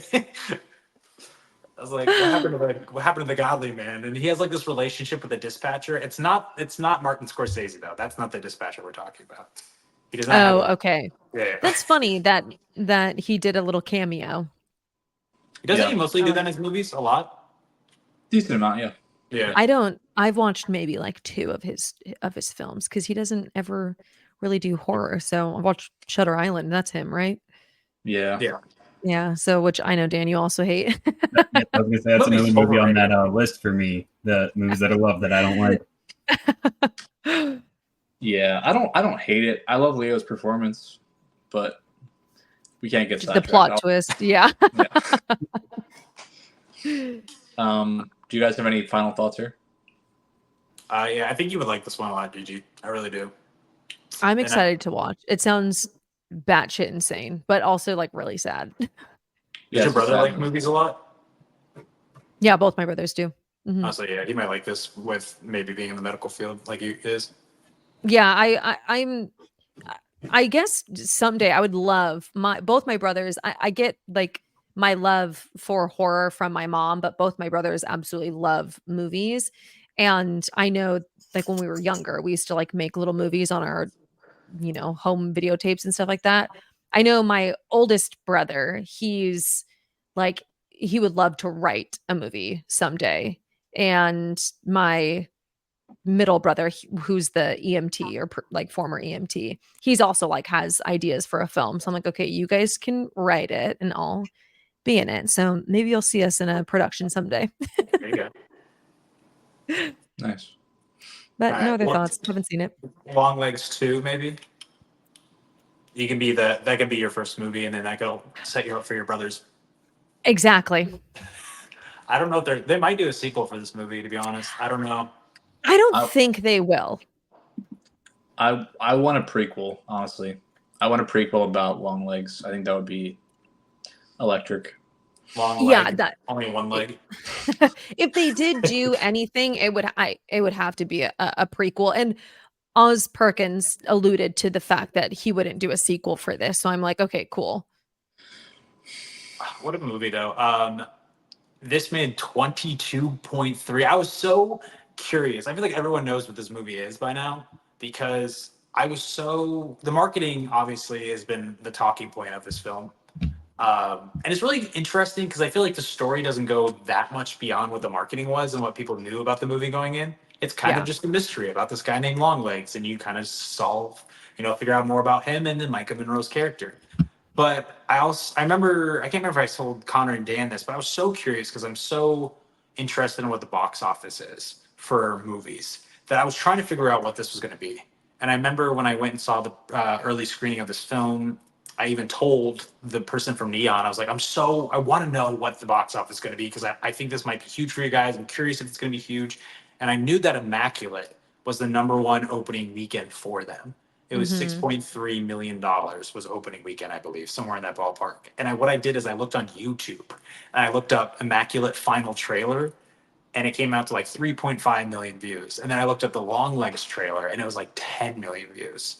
So it's Oh, like yeah. theoretically, Longlegs might have triple the amount of box office revenue that Immaculate does, and it had even more than that. And what's crazy about this is that usually when it comes to bigger movies, they're usually open up in like 4,000 theaters.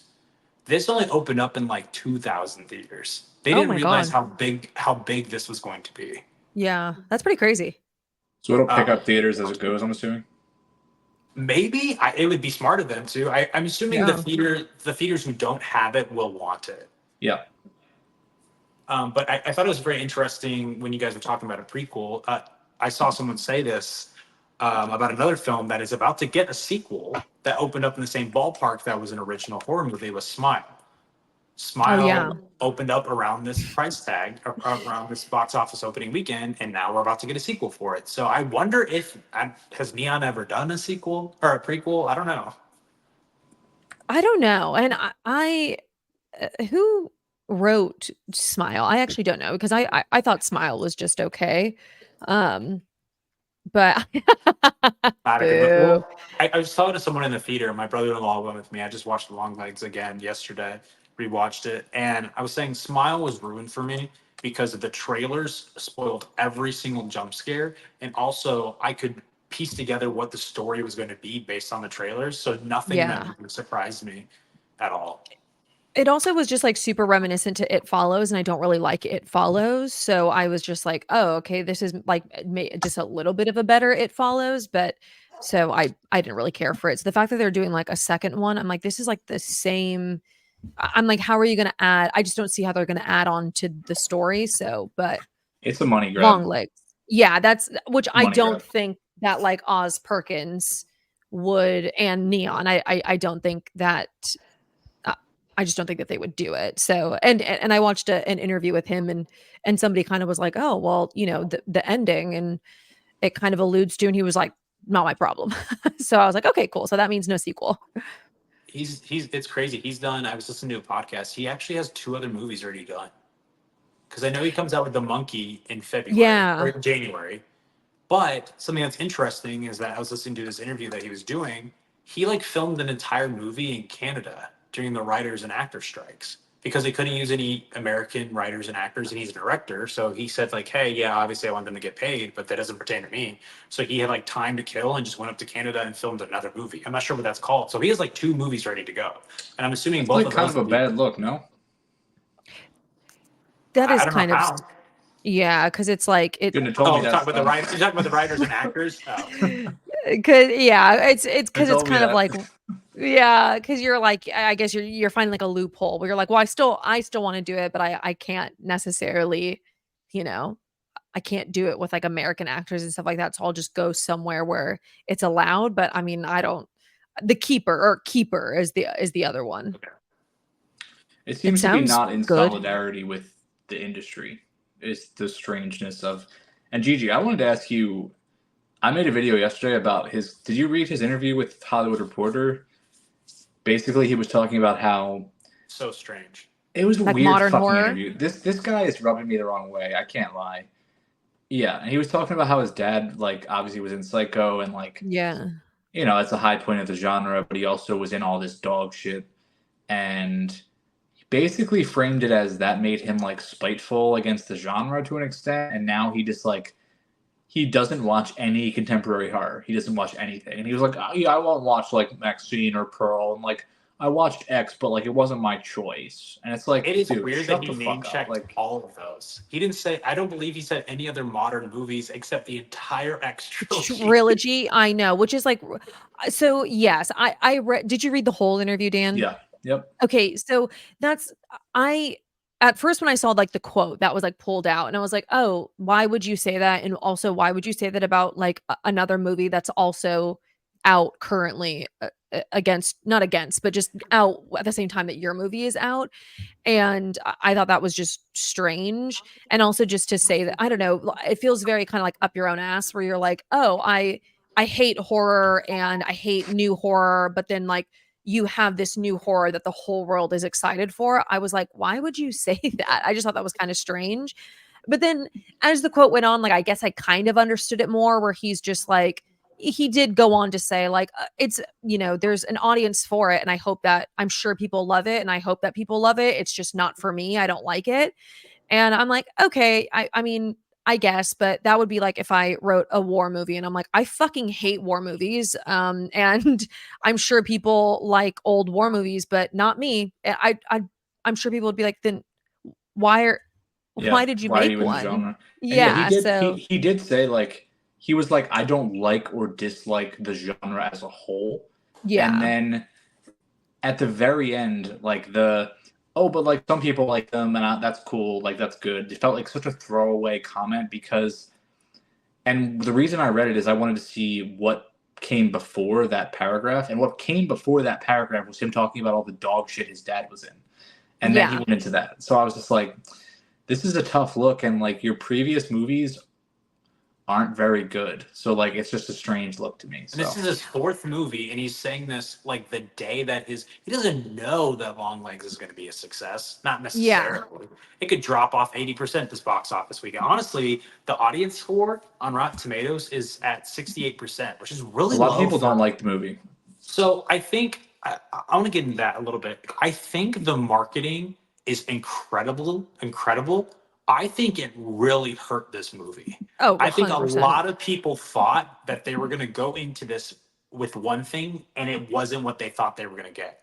Yeah. Because there's two reasons why I say that. One is because it's the scariest film of ever.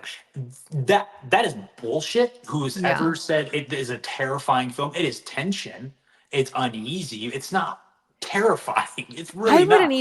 I wouldn't even say there was tension. There was never a moment I was on the edge of my seat. I feel like it was just uneasy because a lot of Yeah. people are like saying it that way, but I get to like the sentiment that you're saying, but it's like when I was really analyzing, I was like, no, there was really not even tension. I was never like wondering like, oh, it was just like, oh, it's kind of uneasy and unsettling. And then Dan texted me about this, and it was I completely agree. I never threw these movies out there, but it kind of felt like studio plugged that the studio told people to say this is like, have you ever like watched like Silence of the Lambs and like Zodiac, and then like wanted a movie that like took those and combined them? Like this is Longlegs. I was like, it is. I think people went into Don't this forget movie. Seven Stone. It's seven too, Seven, right? yeah. Yeah. I think Yes. people went into this movie expecting Zodiac or expecting Silence of the Lambs or even Seven, and it's not like any of those. The most Yeah. like reminiscent it is of like the Black Coat's daughter. Like Oz Perkins films have a very richness to them, to their atmosphere. I think he's incredible at creating that. Yeah. But when it comes to the story of this, I will say, I watched this last night, rewatched it, and even when I watched it in my early screening, the story isn't as good as the filmmaking is. I have an Mhm. issue with the story of the film, but I just think that his film he needs a better writer. I think that someone else should write his movies because I don't think that he has that sauce. I think the way he shoots everything is incredible, and the tension that he's able to create, even though he doesn't like horror movies or whatever. But I think if I was making a serial killer movie, I would say, okay, there should be something about the devil in there. I'll look up stuff about the Bible, sure. There should be some codes, some secret codes. We don't really elaborate on them. Actually, Longlegs is just going to give it away. There really isn't going to be any like research into those. He's just going to give it to her. Well, Um, she's a psychic, Stone, right? oh yeah, I guess. Yeah. Yeah, And she's then, well, there's no decoding. He gives it to her like right at the beginning. that was like my biggest like I really liked the movie. I liked it a lot because I just love like biblical type of references and stuff. Do I think that it was given to us in like the best way? No. I think it was like the viewer had to piece a lot of things together. But my biggest complaint about the movie was that so many things were like glossed over when they did not need to be glossed over. I also didn't like that they did things in like chapters, and because then I completely forgot about certain segments of it where it was like the letters, and then it was she got like one freaking letter and then we didn't see anything else about it, nothing about the alphabet. I'm like, your whole marketing was these goddamn letters and this alphabet, and we didn't get any elaboration on them, like nothing. And that was so ridiculous to me. And again, I loved the movie. I just really hated that about it. So, Gigi, I know you talked about it. I don't know if you can clarify it more for me because I still even struggled with it on my second watch. How is it in regards to the story structure? How is she a psychic? Okay, so this is what I got from it is that yeah, she has this like clairvoyance to her. How I felt it was portrayed in the movie was that yes, I think she does have this sort of ability because when the mom is relaying everything at the end and she's like, "Oh, this guy came and like the devil was drawn to her." I think it was maybe because of this whole ability that she had, like she's special, like she's a special person, and that's why the devil was drawn to her. But I also think it was portrayed in the movie that she was just drawn to things that were evil as well. Because like when in the beginning when she's like, oh, he's in that house, I think she's drawn to something of, I don't know, But then what evilness about or like the the number devil. generator? Like she was able to guess that 8 times. I was like, I think so how? too, but then I know I thought that was ridiculous, but then I think that's why they threw that line in there where she's like, "Well, that also means I failed it 8 times," and so I think it was just kind of like, But I guessing a number 0 to 100, yeah, no, that's 50% of the insane. time is not. Yeah, That's not. That's I don't know. I just thought that was unnecessary. Like, why was that scene in the movie? Just leave it out. Like, and I totally agree. I think that they could have left that out because I think if it was like, oh, this makes sense that she has this like clairvoyance because she's just drawn to things that are long legs or evil, because that would make sense because of the freaking silver orb thingy. But having this ability as well, I'm like, unless that was put in there because like that's why the devil wanted her, that's why Longlegs wanted her, then maybe because it did say like the devil specifically wanted her and that's why Longlegs went and sought out her.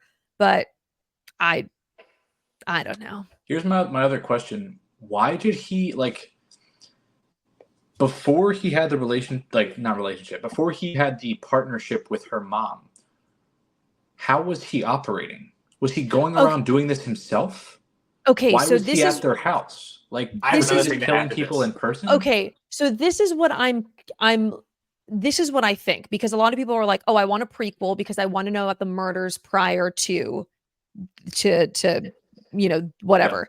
But what I thought, and I could be completely wrong, is because okay, well, obviously Bill Clinton is like should be a fucking casted role in this because that's mostly what we see in this movie. And obviously that's the timeline. He was president between 93 and 01. And if this happened near Harker's ninth birthday, obviously this happened like in it was around the 70s, like when we first see it. And they said that the first murder was, I think, like in 66. And so I'm like, okay, was that like, what were there murders before Harker? Like, Yeah. or was she supposed to be the first one? That's why he was drawn to her. And like, and that's why he wanted her because she was special. Like, she was supposed to be this false prophet, she was supposed to be this Ruth character, his little, partner in crime. But then Ruth didn't want that for Lee. So then Ruth took on that role. That's maybe, I don't know. The thing that really also stands out to me about them is the fact that there's no father. Because usually Yeah. all of these cases, there's always the dad that murders everyone. Yeah. So I was like, wait, he did give them a doll. Yeah. So was the mom going to kill her then? But the mom knew what was going on, but they don't know what's going on because the doll has entered the house. You know what I'm saying? It It's doesn't just make bad sense. writing, bro. It doesn't make Bad sense. writing. And I don't think I have a lot of issues with the script. I really do. I don't think Kiernan Shipka has to be in this movie at all. I think everything with her is completely unnecessary because I find it really funny that they have this elaborate plan where they're like, okay, we will bring a doll that looks like the little girl to the girl's birthday. Mhm. and we're have them murder each other. That's fun, but they don't rain check on whether the little girl's going to be there or not. So it just so Yeah. happens that Kieran and Shipka wasn't there. They're like, oopsies, our bad. But it's very interesting because you mentioned the scene where she's laying with her mom in the bed, and her mom is talking to her. Basically, me and Dan mentioned it earlier in this episode. I hate the exposition scene at the very end. I think that entire exposition scene didn't need to be in it. If they Mhm. removed it, I would have liked it better. I think that we could have pieced everything together, to be honest. But she's there recalling all of this information for the audience, really, but Yeah, also I for Lee. hate the way it's written. But also for Lee. But my mindset is her mom did not want her to know this happened.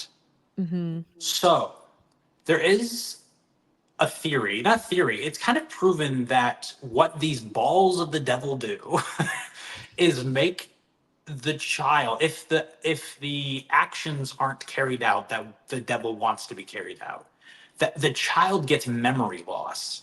Yeah. Because that happens to Kieran and Shipka too. So Yes. my theory is that her mother knew that she would have memory loss. So her mom wants her to forget about Longlegs, but then she Yeah. sits in bed with her and recalls everything about Longlegs to her. But I'm guessing her mother knew that she was going to forget that, so it didn't really matter. That's what I got. I don't know.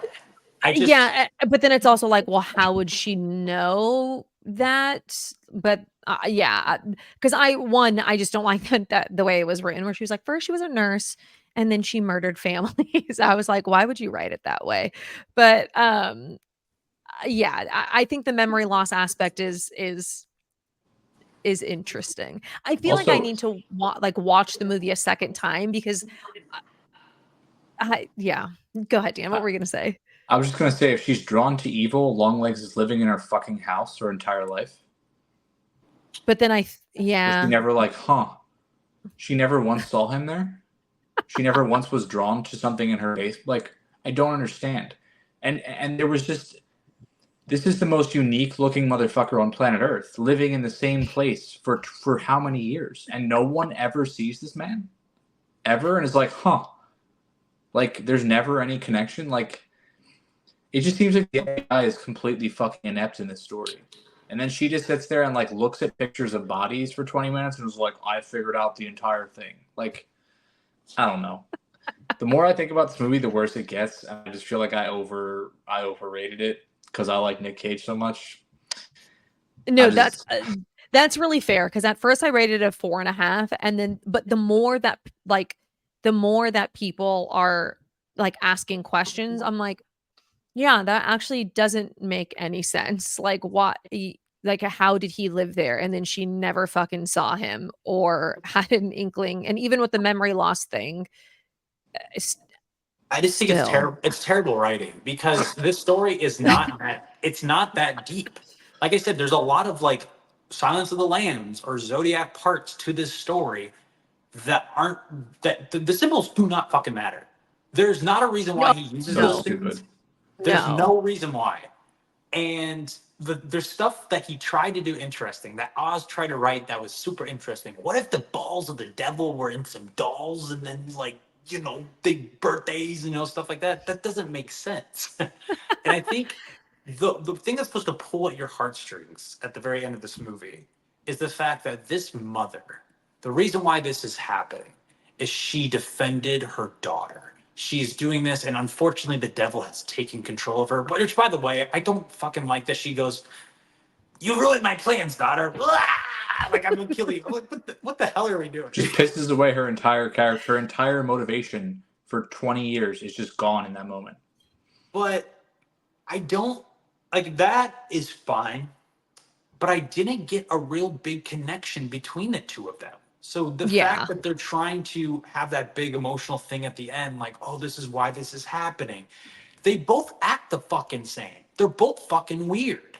So they're like, hi, mom. Hi. Do you remember my birthday? You know, like there's no chemistry there because they're purposely both really awkward because of their Yeah. past. So you don't see any of their pasts really. So you're just like, it's just it doesn't work. What he's trying to do at the end doesn't work because they don't necessarily have a good relationship that we've seen on screen. Can I No, ask another question? yeah, I totally understand. But what you said, Dan, I know I was watching an interview with Oz and he was like, yeah, because somebody asked that about like, well, then why would she kill her at the end? Or like, why would she go after her at the end? And he was like, well, that kind of just goes to show that she was so like entranced by this mission that she had like to Longlegs and to the devil, that even though she had started this whole thing to protect Harker, she still got lost in the sauce. But So like, and what like when did that occur? Her getting lost? Because like, why wouldn't she just be like, okay, yeah, I'll do this. Okay, Longleg leaves one time. Call the police. SWAT is at the house. Goodbye, Longleg. Like, what? Like, it just doesn't make any sense. goodbye, Like, Longlegs.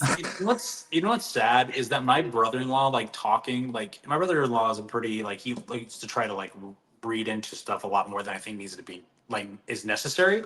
But he actually came up with a very interesting plot point that I thought would have been really cool that Oz could have done, but I don't think it was his plan. But it I know kind of what you're worked gonna out. say. What do you think?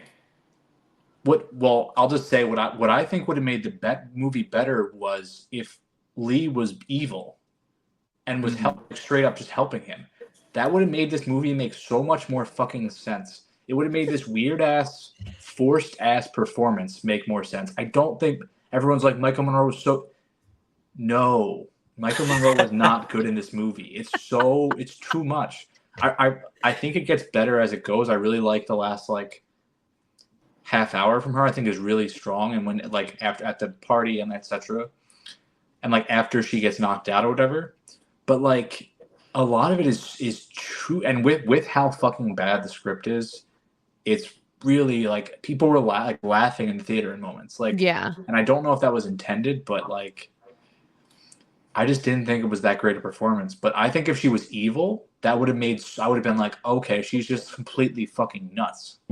No, what my brother-in-law said was at the very end when she tries to shoot that doll, she tries, but it seems like she's ran out of bullets. And then they like kind of show like Nick Cage a little bit, like in the past, like "Ooh, ooh, it is like he gets the last laugh or something like that. But something my brother-in-law said that I thought was kind of genius was I thought it would have been really interesting if Lee didn't try to destroy that doll because Yeah. she knows that if she keeps it around, it erases this little girl's memory. And she doesn't have to remember the stuff that happened to her family. I thought that would have been kind of cool. Maybe she would have grown up really socially awkward like Lee. But I was like, that's an interesting idea. Like Yeah, but the that girl in the fact that hospital was memory literally like a was. vegetable, right? Like, I mean, that's not good. Like, And I love how the police like the FBI never questions the fact that Lee's just such a weirdo. Like she just sitting with like the daughter and she like can barely talk and it's just like ugh. Yeah, she is very like the way that I kind of saw it, I feel like they just wrote her as like this very like neurodivergent character where she's just like, I don't like social situations. It's just not for me. And I think that's why some scenes came off kind of humorous because it's like awkward, but it yeah, they don't really that I'll say interesting. one other thing that I'm like curious about that you maybe give me some more info on. So Kiernan Shipka's doll gets destroyed, which Yeah. then she's like, oh my gosh. I did like her accent a lot. Yeah, I thought that was Whatever cool. she was doing, she's like I don't know, I can't even I wanna imitate it, but I can't. Just the way that Try she's it. speaking is go pop pop or something like that. It's like your brain's gonna go pop pop, you be dead or something like that. But so her doll's destroyed, which makes her remember everything that happened to her family, even though she wasn't there. But then Nick Cage comes to visit her. Mhm. I don't know if he made another doll, but whatever he said to her makes her commit suicide. Yeah, that part didn't quite make sense to me, like, why she ended her life because, like, why? Honestly, One of the stupidest plot points in this movie was that a severely mentally ill patient was able to get on the fucking roof of the mental hospital and take. Do you know the lawsuit that would have occurred? Like, what are you doing? Not in I this, literally almost laughed out loud when they said that. not I in was this like, world. how the fuck did she get on the roof? well, Like, I'll say something that's interesting that I think is actually mentioned in the movie that makes sense, but doesn't make sense outside of the movie. Now that I just said, hey, why did she commit suicide? What did Nick Cage do? Is the fact that he needed someone to die on the 13th. So he's like finishing the job of Kiernan Shipka because she never died to complete the triangle or Yeah. whatever. But it doesn't make sense that I think in the same day, in the same day, they're also trying to kill the FBI chief's daughter, which kind of Yeah. fucks everything up. It's the exact same day. Yeah. I thought the same thing too, because it was like, oh, well, they're still like a family. And I'm like, well, that isn't that isn't it like what Ruby or whatever? Yeah. I honestly did not understand why Kiernan Shipka's character had to die. I'm like, I just don't get it because it's like, well, Lee's ball was destroyed and she didn't kill herself. Yeah. So Yep. like I did not get that. Also, did no black smoke pop out of the ball when they destroyed Kiernan Shipka's? Like we sliced it open and nothing happened, but when Lee's like gets yeah. exploded, it's like Yeah, I'm like this weird otherworldly like vapor didn't come out of the ball and you were like, "Huh, weird." that's nothing. Yeah. I Oz, also I'm gonna write him.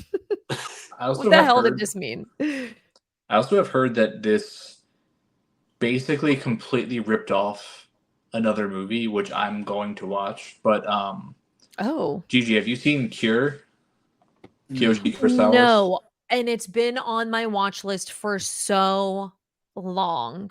A lot of people are Did are saying, yeah, people like, yeah, he hacked the fuck out of that movie and just like r- took it. So really? yeah, That's interesting Yeah. because he definitely does talk about like in interviews he's very open about Silence of the Lamb like he was or Silence of the Lambs he was literally like in one interview he was talking to somebody and he was saying he was like yeah I kind of like when I was writing it like he's like I was like well people have seen Silence of the Lambs and like you like this movie you accept this movie and then he was like and then I kind of did my own spin on it and hopefully people would like it and I was like okay, I mean, I guess, but also it's nothing like Silence of the Lambs. I don't like that people are like relating the 2 because I'm like, where is it like this movie? So, as soon as I I gotta saw watch that person said that one of the first viewers, I was like, I think I made a video about it, and I was like, this is bad. Like, this is not a good thing. You don't have to do this to get people to watch it. You don't have to oversell. Like, it yeah. doesn't help the movie. Like, and Like then what then you get all these overreactions from people like, you guys lied. You're being paid. Like all this bullshit because they're upset that their ridiculous expectations weren't met. And I understand some of that frustration because like people don't like feeling like they were lied to. So like I do get it, but because if I could have honestly promoted this movie or like talked about what this movie is like, I was like, it's like Black Coat's daughter with a tiny little bit better story, a little bit more interesting. With Nick Cage, Nick Cage is good in it. His character makes no sense in a way. I honestly loved his character. I thought it was like weird and like the fact that it was like he took all the weird inspiration from his mom and like the trauma like from his mom and like shit that scared him as a kid. I was like, "Oh, okay, I actually like that better." And like yeah. when Oz was like talking about the design for Longlegs because people were like, "Well, why did he look like that?" And he was like, "I just thought it looked weird." And I'm like, "Oh, okay. I actually appreciate that more than really you trying to make it make sense. That sometimes things are just weird." I also think that's why people were disappointed is because the movie is called Longlegs. And I feel Yes. like they thought that the climax was going to involve him in some way. Yeah. And I mean, even Silence of the Lambs, I mean, Hannibal Lecter's there to like the very end. But this, in a way, but this is, he's just gone. Like, I feel like it's more about Micah Monroe, which unfortunately is the way less interesting character. Yeah. One scene this just came to mind. One scene that truly does not make any sense to me and maybe I just missed it is when they catch him and I'm like, how the hell did you guys know he was just going to be standing on the side of this specific road? I think that he called them. I think what happened, he's in the basement when Micah Uh-huh. Monroe goes to see her mom the very first time, and he knows that Michael Monroe is like sneaking around and she's Okay. suspecting things. So he kind of is just like, well, the gig's up, and he like calls the cops, and he's like, come and get me. You know, I don't know why he kills himself. He was at a bus stop though. Yeah, that's what Like I feel like I'm I like. think he called Get them. away. I'm most positive he called them. And he was like, "I'm gonna have my luggage ready with, like, I'm that gonna have my part I luggage just ready don't when they understand." drove by myself him and right was away. like, "Yo, there's He- this fucking weirdo on the side of the road. Come get this guy." And the cops were like, "Oh, Maybe? that's our guy." That would have been a very good funny moment if he's seriously waiting for the bus, and then all of a sudden you see across the road just some person's like, and they just call him up, and they're like, "There's a really fucking weird guy here." Yeah, because that just did not make sense to me. Like there were so many things that happened in this movie that were like so quick that I was like, why did you gloss over this? Like you did not need to. You could have added a little bit more time with this. Yeah. I will say one praise. I feel like we've been this. I feel We like just been this curb is the stomping this longest. movie that we all liked. I know. I was like, Did you wait, guys did like I this? even like this movie? I think you You should. like I this? think you should definitely check it out, Connor. It is a very No, you should. yeah. It's a good bad You're movie. not convincing. It's an entertaining Yeah. bad movie. Like I said, It- I think it's writing. This is the number one thing is that Oz Perkins wrote this and he's a shitty writer. The story doesn't make sense and it's very uninspired. It's inspired, but it's like I could have done that. I could have taken three different aspects of different movies. I could have taken the devil and I could think of like a serial killer and symbols and put them all together and then came up with a terrible story that he did. But I think like you should see the way he's able to shoot his movies and even the music and the sound design. There's like certain sound design that's really good in this. Like that is excellent. But I will say The opening scene is one of my favorite openings of the year. I was just about to say the opening scene, everything in the snow. There's like snow sequences. Oh is yeah, that's a fantastic. great. Yeah. So Connor, check it out. Yeah, I know. Opening scene, great. Everything else, okay. Yeah, the balls. I think Don't if Nick focus on the Cage- balls. If Nick Cage wasn't in this, I might have really, really, really not liked it. But I have a soft spot, so Yeah, I honestly feel the same. Like the more that I talk about it, the more that I soak it in, the more that I see other people's reviews and like poking holes at it, I'm like, this doesn't make as much sense as I think it wants to. And or just kind of that I gave it credit, like where I'm just like, oh, for some reason they glossed over this, or like with what's her name's character, the girl, the psych ward girl, where I'm like, yeah, that didn't make sense, but I'm just gonna I'm just gonna pretend that did make sense in the movie. It's So funny just I gotta talking- rewatch it.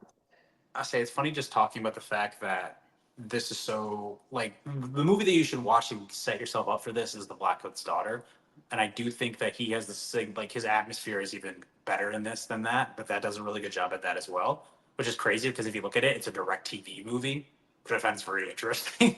Yeah. Anyways, I don't like that they're so similar. I think that these movies, like there is scenes of them saying "Hail Satan," and there's also like giant shadows of the devil with horns. It's like they copied and pasted those images from the Black Coat's Daughter into this movie. So I don't like that the stories are so similar. It's like he took the Black Coat's Daughter and he's like, what if we had like a serial killer in it? And that's kind of, I mean, Kiernan Shipka's in that movie. Not saying that that automatically makes it the same film, but I was like, I've there's, never seen The Black Coat's Daughter before. it's like, yeah, it's not as good of a story, but it's terrible. It's not honestly, like a so too kind of like similar themes in a way in terms of like what isolation does to people. Because I did think that was like a secondary point in this in terms of both their mother. She was like, no one ever came to visit us. We were by ourselves. And then this like evil. I think one of the points of the Black Coat's Daughter is the way that evil can find people that are alone and desperate and depressed. And like when you are in that isolated state, you are more open to evil. And it's the same fucking concept in this movie. Like to be honest. So Interesting. yeah, I think you're on So- something there. yeah. Connor, no Nick Cage. you should watch no Nick it. Cage.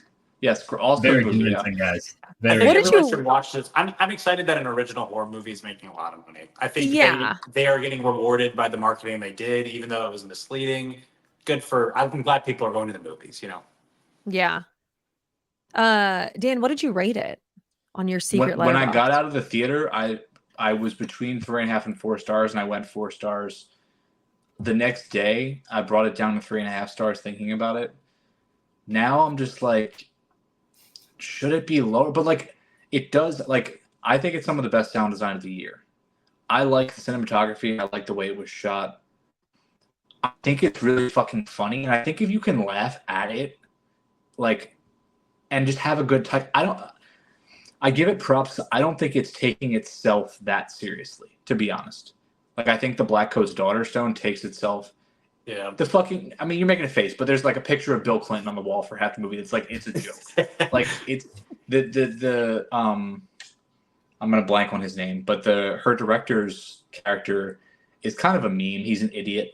Like, Nick Cage is kind of taking a piss with the performance. Like, it's a funny performance. Like, when he's screaming like mommy and daddy in the car, like, Oh yeah, I wanted to, like he's just fucking around. And like, it is like a sinister movie. but if like, you came across somebody like that in real life, I'd be like, you're fucking terrifying and weird. yeah, Like truly. Like I know it's like funny when you see it on screen, you know it's Nick Cage, but if somebody like a complete rando looked like that and acted like that, I'd be like, I'm kind of scared that you could kill me yeah, personally. Oh yeah. yeah. And I think I Like laughed out imagine his loud. mom doing that. I think that's scary. Yeah, I think I laughed out loud in the theater like a lot. I think I Yeah, got I did really too. quiet. But like, I don't fucking care. I thought it was funny. So My theater like was laughing though. Like at certain scenes, like the mommy daddy part or like the cuckoo part, that was, you know. So the one that stands out to me is that the fact that the little girl invites Lee into her bedroom, and then Lee's so fucking awkward that she's Yeah, just she's chilling there, like,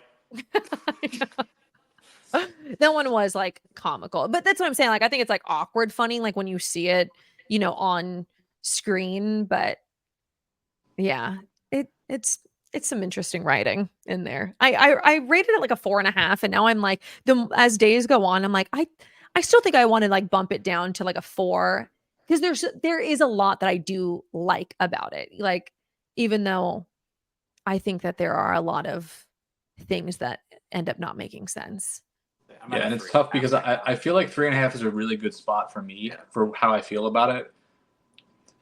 But then I kind of want to go lower, but I'm like, okay, I gave Immaculate 3 stars, and like this is a better movie than Immaculate. Like I can accept that. I did like Immaculate a lot, but I'm just like, I feel like I almost need another rate, like 3.25. Like I don't know. No, totally. I always feel that way about Letterboxd. Sometimes I'm like, this isn't like, or where I'm like 3.5 is too low, but 4 is too high. Like that, it just, yeah. I wish that you could do like quarter stars. The other thing is, this movie doesn't lend itself to being rewatched because of the way the story is. I don't think it, like, outside of rewatching to like see if it's bad. Like I don't think in Yeah. 5 years I'm gonna be like, oh, I'm gonna rewatch Longlegs. Like I just don't think I am. I don't know, but Yeah, Wow. it's funny. I felt honored though because I think I told Dan what my rating was. And it's like he texted me, he's like, "Stone, our opinions are matching up more frequently." And then he like said that made me happy or something like that. And I was like, because even like it was cool. Like this was the coolest opportunity I've ever had to like watch. Oh This movie, yeah. watch this movie early. But even when like I watched it the first time in a theater with like 2 other people, I was like, that wasn't as good as I was expecting. I didn't lie though. At that time, I was like, I think this is the best horror movie of the year. I think what Oz Perkins does with atmosphere is really good. I think Nicolas Cage is really good. I didn't say Silence of the Lambs. I didn't say no Zodiac shit. I still think it's the best. Right? Actually, no, I don't. I think Exhumed was better. Oh yeah, yeah. I think there's a lot more to come. What were you gonna say, Stone? Oh, sorry. I was gonna say, I think it's gonna drive Dan crazy. I think the first Omen's better. Then Immaculate? Oh, I don't think so. The first Omen's better than Longlegs. Oh, No. oh. Sadly, no. I almost fell asleep in the first one. Can't lie. I didn't Multiple hate people- it, but multiple I liked people- Immaculate more. Snoring. Out. Oh God, that's It rough. was I don't know what my favorite horror of the year is, but it's also kind of hard because so a lot of movies are coming out that are like genre is horror, but I'm like, well, that's it's not really like, you know. If you guys want to know, like anybody listening, what horror movies are coming out later in the year that maybe aren't mainstream, Room for Screen, Gigi, our guest today, has a really good YouTube that she goes over that in depth. The quality is insane for the amount of followers that she has. It seems like she has 100,000. Thanks. So In my there's mind, I actually, do. yeah. But if anybody's curious about that, but speaking of which, what is a horror movie? Because we like to recommend movies to people Mhm. at the end of their episode. So what's a horror movie maybe this year or any movie in general they think is underrated that you would recommend to people to watch? Okay, let's see. That's come out this year. I loved stop motion. Whenever it can be whenever. G. Ooh, okay. Have you guys ever seen The Loved Ones? I love The Loved Ones, one of my all-time favorite horror movies. That's just like a fun, bloody, crazy, like lead girl. I just love that movie so much. Um, One that has, like, come out literally everywhere else except for the US, which it should be coming out soon in the US because it released in Los Angeles and New York, is Humanist Vampire: Seeking Consenting Suicidal Person. That is a wonderful movie. I absolutely love that film. Um, and I can't think of anything No, else. I what also loved that's good. I also love stop motion. Do you guys watch stop motion? Mhm. Oh, that's a good one. But I don't. I think that one's kind of also divisive, where people like loved it or they were like, I hate this. But it's a very original horror movie. It's a genius idea for one. Yeah. So I love that. So there's my three. You came up with three. We had to come up with one. We just So one GG. great recommendations. He's no good here. You got one, Connor? Not horror, but I got a recommendation because I just rewatched it this week and I love it. I'm gonna go with Hulu's original Palm Springs. That's a great Have, one. have all three of you seen that? Mhm. No. Yeah, so Dan, it's Christy Milioti and Andy Samberg get stuck in a time loop, along with J.K. Simmons. He's just not Should have in it led with as J.K. much. Simmons. What'd you say? You should have led with J.K. Simmons. Well, I don't want to say it because he's maybe got 12 minutes screen time, if Okay. less. Yeah. So, but it's basically like a modern day Groundhog's Day, and except I think I enjoy this better than Groundhog's Day. Oh yeah. It's a lot of fun. Nice. It's a lot of fun, and like the vibes are Yeah, the vibes are immaculate, and it's only yes, 90 minutes. So, Cool. it's a good one. What would you recommend, Dan? I talked about it on TikTok. I just watched Ridley Scott's first movie, which was called The Duelists, and it was from 1977. And if you saw Napoleon and were disappointed, it's set in the same time period. It's between like 1800 and 1816. Basically, it's Harvey Keitel and Frank Carradine, who played Detective Lundy and Dexter, the older guy. He's a really good actor.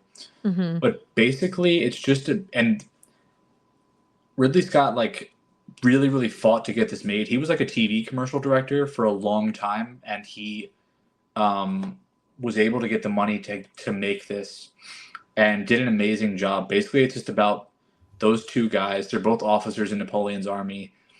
Harvey Keitel is like a psycho hothead who like duels everyone all the time. Like if anyone offends him in the smallest way, he challenges them to a duel.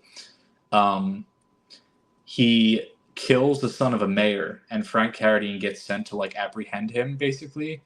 And he takes that as like disrespect. They fight there, and they duel like 6 more times throughout the course of the movie, and that's over the course of 16 years. And it goes through France. They end up in Russia together, like fighting in the campaign there for Napoleon, and then it goes through like the end of Napoleon's reign once he gets exiled, and they fight one last time. And it's just a very fucking interesting movie about like grudges, and just kind of like masculinity and like reputation, and just how ridiculous like certain like levels of aggression can be between people and how unnecessary it is, and it's just cool to see his debut when he's made so many great movies. So you have to rent it, but I think it's worth renting. I gave it 4 stars.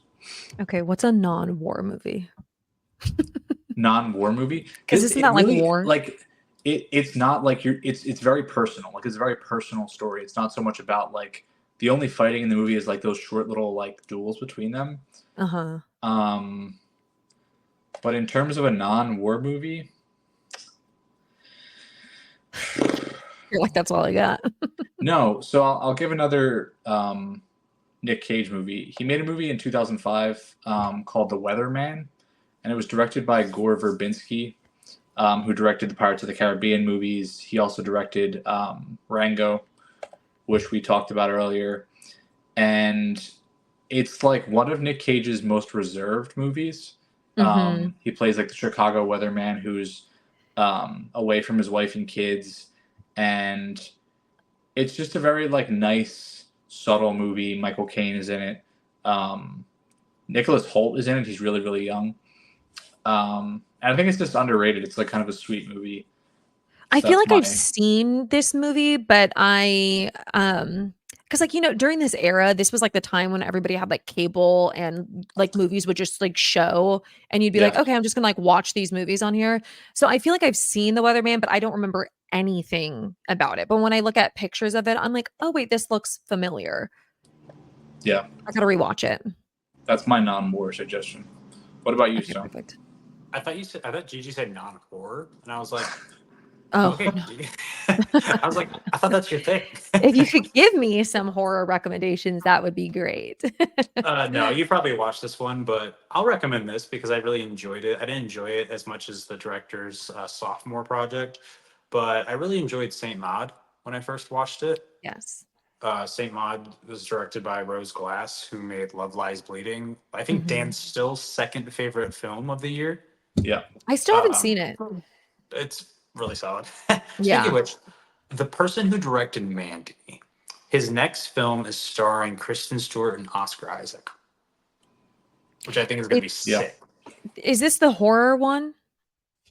Yes. I think it's like Totally. yes. Let me get it for you. It's called Flesh of the Gods. A married Yes. couple, Raul and Alex, descend each evening from their luxury skyscraper condo to venture into the electric nighttime realm of 1980s Los Angeles. That sounds so good.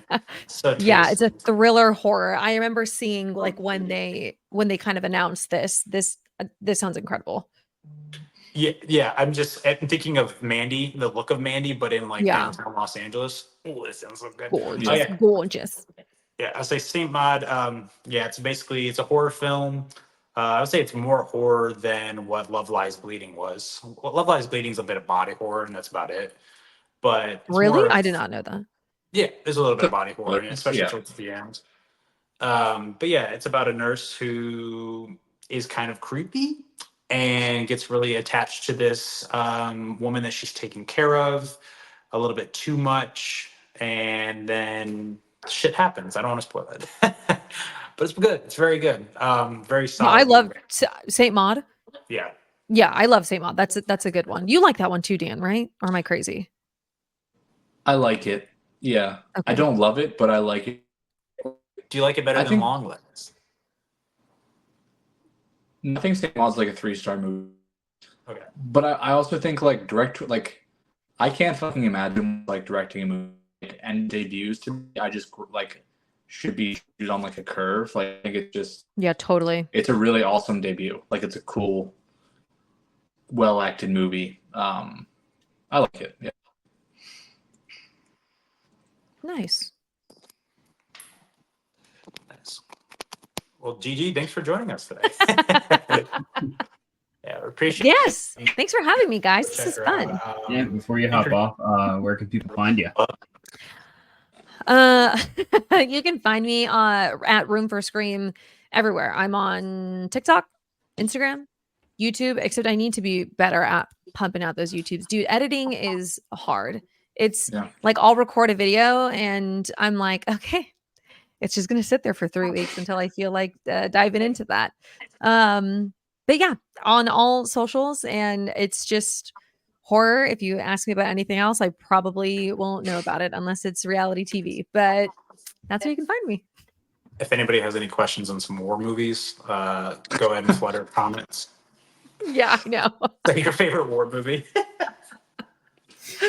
I should do a challenge. That should be my next challenge. I'm like trying to get into war movies. You know what? There you go. I'll try and get into horror movies, and you try and get into war movies. Are you not a horror person, Connor? No. Oh man. Okay. So you know what? That's okay. I didn't used to be, but the more like I got, like before I really got into film, I was like, because I'm a scaredy cat. I really am. So am I. I'm a little girl. Oh. Nothing that I'm saying girls get scared more, but Yeah. this girl does. Good recovery there, Stone. Nice.